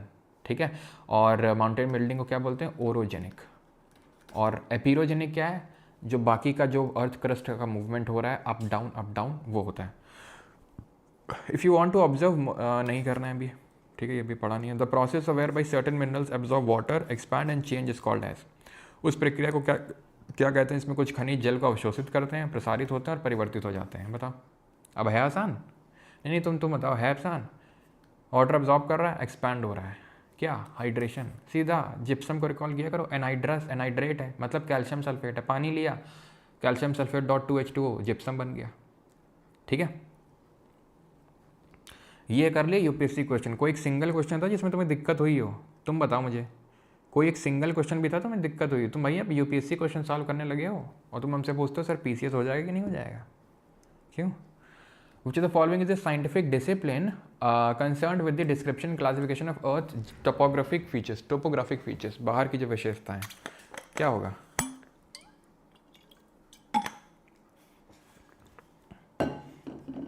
एसएससी तक तो ठीक था, यूपी बीसीएस में भी अपना दबदबा बना लिया है। देखें पेपर शेयर करेंगे जब का वो प्राइवेट टेलीग्राम ग्रुप है, उसमें क्वेश्चन शेयर करेंगे अगर इसके मिलेंगे तो। ठीक है, तो भैया क्या अभी पढ़ा हमने को? जियोमॉर्फोलॉजी। ठीक है, और इथोलॉजी क्या होता है? जो एनिमल बिहेवियर की स्टडी होती है, एनिमल बिहेवियर। चलो, विच of the following is identified, IB security assistant का क्वेश्चन है इसी बार का। आइडेंटिफाइड एज अ स्ट्रक्चरल और land use major that can effectively help mitigate दिया। ठीक है, ये तो बेसिक सा क्वेश्चन है यार, ये इसका कोई लेना देना इससे नहीं है, ये मेरे लिए डिजास्टर मैनेजमेंट का है। ठीक है, मतलब कि बोल रहा है कि इनमें से किसे संरचनात्मक या भूमि उपयोग उपाय के रूप में पहचाना गया है जो भारत में बाढ़ के प्रतिकूल प्रभावों को प्रभावी ढंग से कम करने में मदद करता है। Encourage, settle, promote further human activities in the river. तुम खुद सोचो, जहाँ बाढ़ आ रही है वहीं पे तुम लोगों को रहने के लिए बोल दोगे तो डिजास्टर बढ़ नहीं जाएगा। Remove human encroachment from channels and बिल्कुल बिल्कुल, वहाँ से लोगों को हटाओ जहाँ पे वो रिवर चैनल है। जैसे रिवर यहाँ से फ्लो हो रहा है, वहीं पे लोग अगर घर बसाएंगे उसी किनारे तो ज़्यादा चांसेस है डिजास्टर के। सिंपल, तो option number B. Which geomorphological factor mainly explains why the western coastal plain. ये देख रहे हो कितना लेटेस्ट क्वेश्चन लिया गया, अभी जो एग्जाम हुआ है महीने भर पर अभी नहीं हुए होंगे। Why the western coastal plain are नहीं करना अभी, ये मतलब लेटेस्ट तो है लेकिन रेलेवेंट नहीं। स्टेनो में इसी बार के स्टेनो का भी बताया नहीं, ये जो नया पैटर्न आया है एडिक्विटी बेस्ड, तो उसमें ये अभी ये जो चैप्टर है ना, ये जो हमने आज पढ़ा और जो कल पढ़ेंगे उससे काफ़ी क्वेश्चन देखने को मिले हैं, देख लो। ये वही चार्ट है भैया, वही चार्ट है ये। वेदरिंग काइनेटिक एनर्जी की ज़रूरत है? ना ना ना ना, वेदरिंग एक इन सितु प्रोसेस है, इसको ग्रेविटेशनल, मॉलिकुलर और केमिकल एक्शन की ज़रूरत है ज़रूरत? ये हिंदी में लो सवाल, तुम ये बोलोगे ले लो RIP हिंदी मीडियम। अपक्षय, द्रव्यमान संचलन, तो अपक्षय वेदरिंग के लिए गुरुत्वाकर्षण, आणविक तनाव और रासायनिक क्रियाओं की ज़रूरत पड़ती है। द्रव्यमान संचलन हो रहा है, मास मूवमेंट हो रहा है, मास मूवमेंट के लिए क्या भैया, ग्रेविटी चाहिए थी। कटाव और परिवहन, इरोजन एंड ट्रांसपोर्टेशन के लिए एनर्जी चाहिए, गतिज ऊर्जा, काइनेटिक एनर्जी। आया 2 3 1, ठीक है। डेन्यूडेशन का मतलब क्या होता है? जितने भी एक्सोजेनिक प्रोसेस होते हैं जिससे कि वियर एंड टियर होता है, ठीक है, उसको हम एक्सटर्नल फोर्सेस में रखते हैं, external forces acting on the earth surface, D का 4, तो 2 3 1 4, 2 3 1 4 ऑप्शन नंबर A, ठीक है, क्लियर हो गया। चलो इसको कर दो अगेन, स्टेनो 2025, देख रहे हो इतना लेटेस्ट क्वेश्चन उठा के लेके आए हैं और आग में खेल के लेके आए बेटा। तुम्हें पता है SSC का नोटिस है, कोई भी करवाए करोड़ों का जुर्माना लगेगा क्वेश्चन, समझ रहे हो बेटा, करोड़ों का माल लीक कर रहे हैं यहाँ पे ठीक है, समझ रहे हो कि अगर कुछ हुआ तो इसे करोड़ों रुपए भरने पड़ेंगे मेरे को, लेकिन मैं तो तुम्हें क्वेश्चन करवा के मानूंगा। Diastrophism includes all process that move, elevate और build up portions of the earth crust. बनती हैं exogenic process, derive their energy from the earth atmosphere in influence और by solar energy in tectonic gradients. Sir ये tectonic plate तो अंदर होती है, तो सर बेटा टेक्टोनिक ग्रेडियंट का मतलब है स्लोप, ढलान है वो, ग्रेडियंट पूरा पढ़ो, ढलान है वो, ठीक है। अब आंसर इसका क्या हो गया? लेकिन अगर मैं तुमसे पूछ लूँ, बोल दूँ स्टेटमेंट 1 है असर्शन, काफ़ी लोग देख रहे 14,000 से 4,000 गायब हो गए। चलो भाई चलते हैं इंस्टाग्राम चलाते हैं, क्या ही रखा है क्वेश्चन में, और फिर आके रोना पीटना मचाएंगे, ये स्टेटमेंट वाला क्वेश्चन पूछ लिया, ये वाला क्वेश्चन पूछ लिया। पिछली बार भी क्वेश्चन तो करवाई थे हमने UPSC वाले, लेकिन वो बाद में करवाया करते थे, अभी पहले करवाते हैं, तो उन्हीं का रोना मचा था। ये जो भागते हैं ना तुरंत, पता नहीं कहाँ भागना है, किससे मिलने जाना है, खैर ये मैंने बोल दिया, ये रीज़न है। अब तुम बताओ, 2 ऑप्शन देता हूँ, पहला दोनों सही है और रीज़न सही एक्सप्लेनेशन है असर्शन का, दोनों सही है और रीज़न गलत एक्सप्लेनेशन है असर्शन का, क्या होगा, A या B? बताओ A या B क्या होगा, बताओ जल्दी से। आप इतना भी नहीं कर सकते हमारे लिए 1 करोड़? अरे तो कर तो रहे हैं, इसीलिए, किसने बोला नहीं कर रहे हैं, इसलिए तो कर रहे हैं। तो भाई ये असर्शन रीज़न तो दोनों सही हो तो हमें पता ही है, लेकिन रीज़न एक्सप्लेनेशन नहीं है उसका। डाइस्ट्रोफिज्म इंक्लूड्स ऑल प्रोसेस मूव, अब वो अगर रीज़न दे रहा होता कि एंडोजेनिक प्रोसेस डाइस्ट्रोफिज्म इस वजह से होते हैं, तो सही एक्सप्लेनेशन होता। ये बात कर रहा है एंडोजेनिक की, ये बात कर रहा है एक्सोजेनिक की, तो कहाँ से एक्सप्लेन कर रहा होगा उसको। What is the method of conserving biodiversity by, okay ठीक है, इन सितु एक्स सितु का कॉन्सेप्ट है, लेकिन है ये क्वेश्चन एनवायरमेंट इकोलॉजी का, ठीक है, लेकिन यहाँ इन सितु एक्स सितु वाला कॉन्सेप्ट लग रहा है। What is the method of conserving biodiversity by protecting the whole ecosystem, जहाँ है वहीं पे अगर आप उसको कंजर्व कर लो, उसको इन सितु बोलते हैं, एनवायरमेंट का टॉपिक है ये। What is the disintegration of rock into smaller fragment without any change in their chemical composition called as, chemical composition change नहीं हुआ है, frost action, block disintegration, exfoliation या mechanical weathering. Without change in the chemical composition क्या होगा इसमें, mechanical weathering हो जाएगा, एक जनरल टर्म बताओ, एक जनरल टर्म हो जाएगा मैकेनिकल वेदरिंग। ये NTPC इस बार का क्वेश्चन है, अंडर ग्रेजुएट का ठीक है, देखिए एकदम लेटेस्ट क्वेश्चन है और सब में आ रहा है, रेलवे में भी आ रहा है, SSC में भी आ रहा है। What can happen if rocks are not weathered in the context of the movement of earth minerals, कि यदि पृथ्वी की सामग्री की गति के संदर्भ में चट्टानों का अपक्षय ना हो तो क्या होगा, mass movement would be more frequent, अगर रॉक टूटेगी नहीं तो मास मूवमेंट जल्दी जल्दी होगा। क्या लॉजिक है भाई, क्या लॉजिक है इस चीज़ का। मैंने तो ये बोला था कि वेदरिंग भले is not a pre requisite for the mass movement but it adds the mass movement, mass movement की सहायता करती है, तो अगर वेदरिंग होगा तो मास मूवमेंट ज़्यादा होने लगेगा, समझ आए।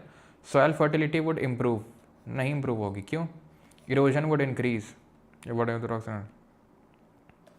इरोजन होगा ही नहीं। अब भैया तुम मुझे बताओ, पानी आ रही है, रॉक ऐसे पानी आ रही है, पानी चला जाएगा यहाँ से। अब अगर वो रॉक टूटी हुई है तो आराम से, क्योंकि वो रॉक डिसइंटीग्रेटेड है अपनी ओरिजिनल रॉक से, आओ भैया ले चलें तुमको, समझ रहे हो, तो erosion would be insignificant. Soil fertility का सर इससे करने देना बेटा, बहुत लेना देना है। रॉक थी, रॉक मिनरल से बनी थी, ये टूटेगी और टूटेगी, यही धीरे धीरे मिट्टी बन जाती है सर, यही मिट्टी बनती है, चट्टान से ही मिट्टी बनती है। ये सॉयल टॉपिक पढ़ेंगे तो वहाँ देखेंगे, तो समझ गया सर, चट्टान से ही मिट्टी बनती है। तो अगर चट्टान टूटेगी नहीं तो मिट्टी कहाँ से उतनी ज़्यादा बनेगी, तो सॉइल फर्टिलिटी उतनी इंप्रूव नहीं होगी, ठीक है। Which type of weathering is primarily involve in the enrichment of bauxite and other ores. तो जो बॉक्साइट होती है, अभी हम जब मिनरल टॉपिक पढ़ेंगे तो उसमें देखेंगे बॉक्साइट एल्यूमिनियम की ओर होती है, एल्यूमिनियम का एक, ठीक है, ओर होता है। तो कौन सी टाइप ऑफ वेदरिंग है जो बॉक्साइट और बाकी और की एनरिचमेंट करती है, उनमें वो डालती है, एनरिच करती है। भाई बायोलॉजिकल तो कैसे ही कर पाएगी एनरिचमेंट, ग्लेशियल भी नहीं करेगी, मैकेनिकल भी नहीं करेगी, केमिकल वेदरिंग करेगी, ठीक। क्यों? क्योंकि इसमें केमिकल्स ऑल्टर होंगे, उनका कॉम्पोजिशन चेंज होगा, हाइड्रोलिसिस होगा, ठीक है, क्लियर है। जो सॉल्यूबल मिनरल्स हैं, जो सॉल्यूबल पार्टिकल हैं, वो सॉल्यूशन बन के वो बह जाएंगे, वो निकल जाएंगे, बचेगा क्या, सिर्फ एकदम पक्का ओर बचेगा। तो ओर के अंदर एल्यूमिनियम तो घुलेगा नहीं, जो कार्बोनेट बाइकार्बोनेट जो भी रॉक है, चट्टान जो सॉफ्ट है, जो मतलब का नहीं, वो बह जाएगा, बचेगा क्या, ओर। तो ओर का क्या हो गया, एनरिचमेंट हो गया, एनरिचमेंट हो गया उसका। समझ रहे हो कैसे एनरिचमेंट हुआ? जैसे इसमें एल्यूमिनियम है और बाकी क्या है, तो बाकी क्या है, वो इधर उधर हट जाएगा, चला जाएगा, पानी में घुल जाएगा, तो बचेगा क्या, वो बचेगा, ठीक है। ऐसा नहीं कि पूरा ही बस मेटल ही मेटल चमचमाता हुआ मिल जाएगा, लेकिन उसका भी रिफाइनिंग तो करना ही पड़ता है। Which weathering process involve the peeling of rock layers due to temperature variation. NTPC इसी बार का पील हो रहा है। और तुम बताओ तो जरा, गलत आंसर तुमने दिया अगर, और देख के मत आंसर देना, बता रहे हैं, हाँ नहीं पाप लगेगा। छुट्टी दीजिए ना सर अब, हाँ तो जाओ, किसने मना किया है, छुट्टी है तुम्हारी, दिवाली की छुट्टी शुरू हो गई यहाँ से तुम्हारी। सर आपकी आवाज़ धीरे आती है, सभी बोलो सर को। अच्छा मुकेश, ए, हाँ मतलब समझ गए हो तुम लोग, चलो अच्छी बात है। ए समझ रहे हो किस तरीके से पीलिंग हो रही है, जैसे वो क्रीम वीम के वो एडवर्टाइज आते हैं कि पील कर दो अपनी ऊपर, है ना, इस तरह का कुछ तो आता है। तो एक्सफोलिएशन, वो पील हो रहा है ऊपर का लेयर। 35 तक करेंगे, ठीक है। Exfoliation is a form of, exfoliation क्या है, फिजिकल वेदरिंग है, केमिकल है, मास वेस्टिंग है, बायोलॉजिकल है, बताओ बायोकेमिकल है, क्या है, क्या है, याद आएगा, ठीक। What is the meaning of the term rain, नहीं पढ़ा है, कल पढ़ेंगे। The process that moves, elevates और build up portion of earth crust is called as move, build, move, elevate और build up portion of the earth. हमारे एक maths के सर थे, मैथ्स के sir class 9th and 10th में, उसे बोलते थे, हमारे क्लास टीचर थे, यस क्लास मूव, मूव। पृथ्वी की पपड़ी के कुछ होता ना था, वो याद है तुम लोग को, लाइन में लग जाओ सभी लोग, लग गए ना, यस क्लास मूव, ठीक है। तो डेन्यूडेशन, वेदरिंग, वॉल्केनिज्म, डाइस्ट्रोफिज्म। तो प्रोसेस दैट मूव्स, एलिवेट्स और build up, that is called as diastrophism, option number D, ठीक है। डेन्यूडेशन का मतलब वो अनाच्छादन हो रहा है, कटाव वटाव हो रहा है वो सब, ठीक है। डिग्रेडेशन हो रहा है, ग्रेडेशन हो रहा है, okay.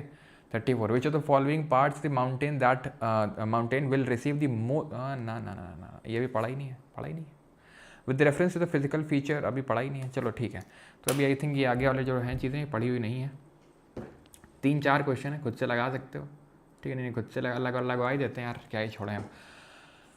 Which of the following is the type of shield volcano that is large but not steep and their magma is almost mafic. अब बेटा तुमने अगर गलत किया, तुमको टाइम ट्रैवल करवा के और फ्राइडे में ले जाएंगे और वहीं तुम्हारे झापड़ लगेंगे अब तुम्हारे, ठीक है। तुमने गलत किया इसको भी, ठीक है। बताओ जरा जल्दी से, सही बता ना, फ्राइडे के दिन ले जाएंगे टाइम ट्रैवल करवा के और वहीं तुम्हारी पिलाई होगी, ध्यान रखना। मैफिक, बेसिक, याद है, ठीक है, मैफिक, बेसिक, बसाल्टिक, ये तो एक हिंट रहा। दूसरा हिंट, नॉट स्टीप, ढलान नहीं, बह बहुत रहा है, बह बहुत रहा है, बह रहा है, बेसिक है, मैफिक। किलाउआ, मौना लोआ, मौना किलाउआ, कहाँ है, हवाई में। कैसा वोल्केनो है, ring of, Pacific ring of fire में आएगा या हॉटस्पॉट में आएगा, बताओ तो जरा। ये भी ना बताया, मैं फिर से टाइम ट्रैवल करवा के ले जाऊंगा, अब इसमें तो तुम बच गए, ठीक है बेटा। अभी तुम पहले जाओगे किसी दिन काई दे के, तो ऐसा कहते हैं लग रही उस तरह की में। हवाई कैसा है, हॉटस्पॉट, हॉटस्पॉट वोल्केनिज्म है। हॉटस्पॉट वोल्केनिज्म को क्या बोलते हैं, मैंटल प्लूम, मैंटल के नीचे वाले पार्ट से निकल गया था सीधा सीधा major. Dash is the study of the distribution and movement of, नहीं वैसे तो होता तो हाइड्रोलॉजी है, होता तो हाइड्रोलॉजी है, लेकिन ठीक है वो हाइड्रोलॉजी जब पढ़ेंगे तो पढ़ेंगे। हाँ ये भी नहीं पढ़े अभी, होगा इसका आंसर कैटाबैटिक, लेकिन पढ़ा नहीं अभी। ये भी नहीं पढ़े हैं। इसका आंसर होगा ब्लॉक माउंटेन, ठीक है। Large areas are broken displace vertical, जब डिस्प्लेसमेंट होता है तो ब्लॉक माउंटेन होता है। अब वही एक कन्फ्यूजन हो सकता है कि भाई एपीरोजेनिक और ब्लॉक माउंटेन, जैसे मैंने शुरू में बताया था, लेकिन एपीरोजेनिक और ब्लॉक अलग अलग होते हैं, ठीक है। ब्लॉक माउंटेन फॉल्ट लाइन के अलॉन्ग बनते हैं, एपीरोजेनिक का उससे लेना देना नहीं होता है। ख़त्म हो गया सर, दिवाली होगा, अच्छा यस सर। 34 रिपीट कर दीजिए। क्यों नहीं, क्यों नहीं रिपीट भाई, ये छोड़ने के लिए बोला है भाई। इसमें क्या होता है कि बता देते हैं, जैसे पहाड़ होता है तो समझ सको समझ लो। ऐसे अभी पढ़ाया नहीं, मानसून में एकदम डिटेल में पढ़ेंगे। हवा आएगी यहाँ चढ़ जाएगी, बादल बनाएगी, यहाँ बारिश होगी, यहाँ बारिश नहीं होगी, इसको बोलेंगे विंड वर्ड, इसको बोलेंगे ली वर्ड, ठीक है। चलो तो भैया ये बैच है, ठीक है, और ये कॉम्बो बैच है। ये जो है अलग से अगर लेना है तो ले सकते हो, बाकी दोनों साथ में। पीएसपी सर की क्लास ले रहे हैं ना, कितने लोग ले रहे हैं और कैसा लग रहा है आपकी पीएसपी सर की क्लास, बताओ। टेलीग्राम में भी सर सेशन वगैरह ले रहे होंगे कॉन्टिन्यूसली। थैंक यू, धन्यवाद। अच्छा थैंक यू प्रतीक्षा जी, सूर्या, राशि, अरविंद, वरदान, अजय, दिव्या, हर्ष।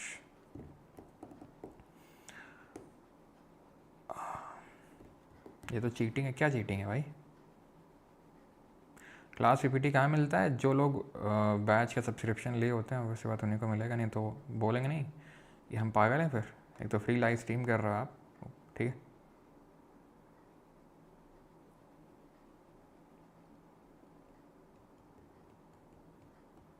क्वेश्चन 4 का स्टेटमेंट 2 एक्सप्लेन कर दो। बिल्कुल करते हैं, रुकिए अभी एक सेकेंड। बेटा थर्ड है वो, 4 तो है ही नहीं इसमें question. Third, salt crystal growth is more effective over sedimentary rock as compare to igneous rock. Salt crystal की ग्रोथ जो है वो इफेक्टिव होगी सेडिमेंट्री रॉक में। क्यों? क्योंकि उसमें होती हैं लेयर्स, इसमें होती हैं पोर्स, जिसमें उसको सॉल्ट क्रिस्टल को ग्रो होने का मौका मिलेगा। उसको सॉल्ट क्रिस्टल वहाँ डिपॉजिट होगा, देन ग्रो होगा, ठीक है। अब क्योंकि इसमें लेयर्स होती है ना, लेयर के फॉर्म में होती, तो लेयर्स में ये सॉल्ट डिपॉजिट होगा एंड देन इसकी ग्रोथ होगी। सर आप सेशन लो मतलब समझे नहीं। कल का लेक्चर मिस मत करना, नहीं तो भाई ज़िंदगी भर पछताओगे, समझ नहीं आएगा कि कैसे क्या लैंड फॉर्म कौन सा बन जाता है। ये हमें कभी किसी ने बताया क्यों नहीं, ठीक है। तो कल का यूजुअली लोगों को टफ लगता है, लेकिन आपको आसान लगेगा, ठीक है। और आप फिर अब बोलोगे आसान है। 27 साल होता है, सब ना बता दें पहले से शुरू करके और फिर से करते हैं। What is the disintegration of rock into smaller fragments without any change in chemical composition? बिना केमिकल कॉम्पोजिशन का चेंज हुए अगर होता है तो उसको क्या बोलते हैं? मैकेनिकल वेदरिंग बोलते हैं। सर एक्सफोलिएशन एक तरह का मैकेनिकल ही तो है। हाँ है। ब्लॉक डिसइंटीग्रेशन उसको हम हाँ रख सकते हैं। फ्रॉस्ट एक्शन में भी फ्रॉस्ट वेजिंग, वो भी तो फिजिकल में पढ़े थे, हाँ पढ़े थे। लेकिन ये तीनों तो मैं टिक करूँगा नहीं अलग अलग। अगर मुझे चारों में कोई सेलेक्ट करना है तो ये सब किसके प्रकार हैं? एक तरीके से मैकेनिकल वेदरिंग के, तो मैं मैकेनिकल वेदरिंग सेलेक्ट करूँगा ना, सिंपल। वो एक जनरल डेफिनेशन पूछ रहा है किस चीज़ की है ये। 33 रिपीट कर दो बेटा, आज टाइम है इसलिए करवा लो रिपीट जो तुम। बेटा इसको रिपीट करूँ मैं? हैं थोड़ा शर्म कर लो अब। चलो भाई थैंक यू, धन्यवाद। मिलते हैं कल सुबह 9:30 बजे मस्त नहा धो के। बेटा कल तो बता रहा हूँ आ जाना सभी, और दोस्तों को भी ले गया चले आना जिनको लग, ठीक है। पक्का उनको भी नहीं आता होगा, बता रहे हैं, लेकिन आ जाएगा ये भी बता रहे हैं। तो आ जाते हैं कल सुबह 9:30 बजे, ठीक है।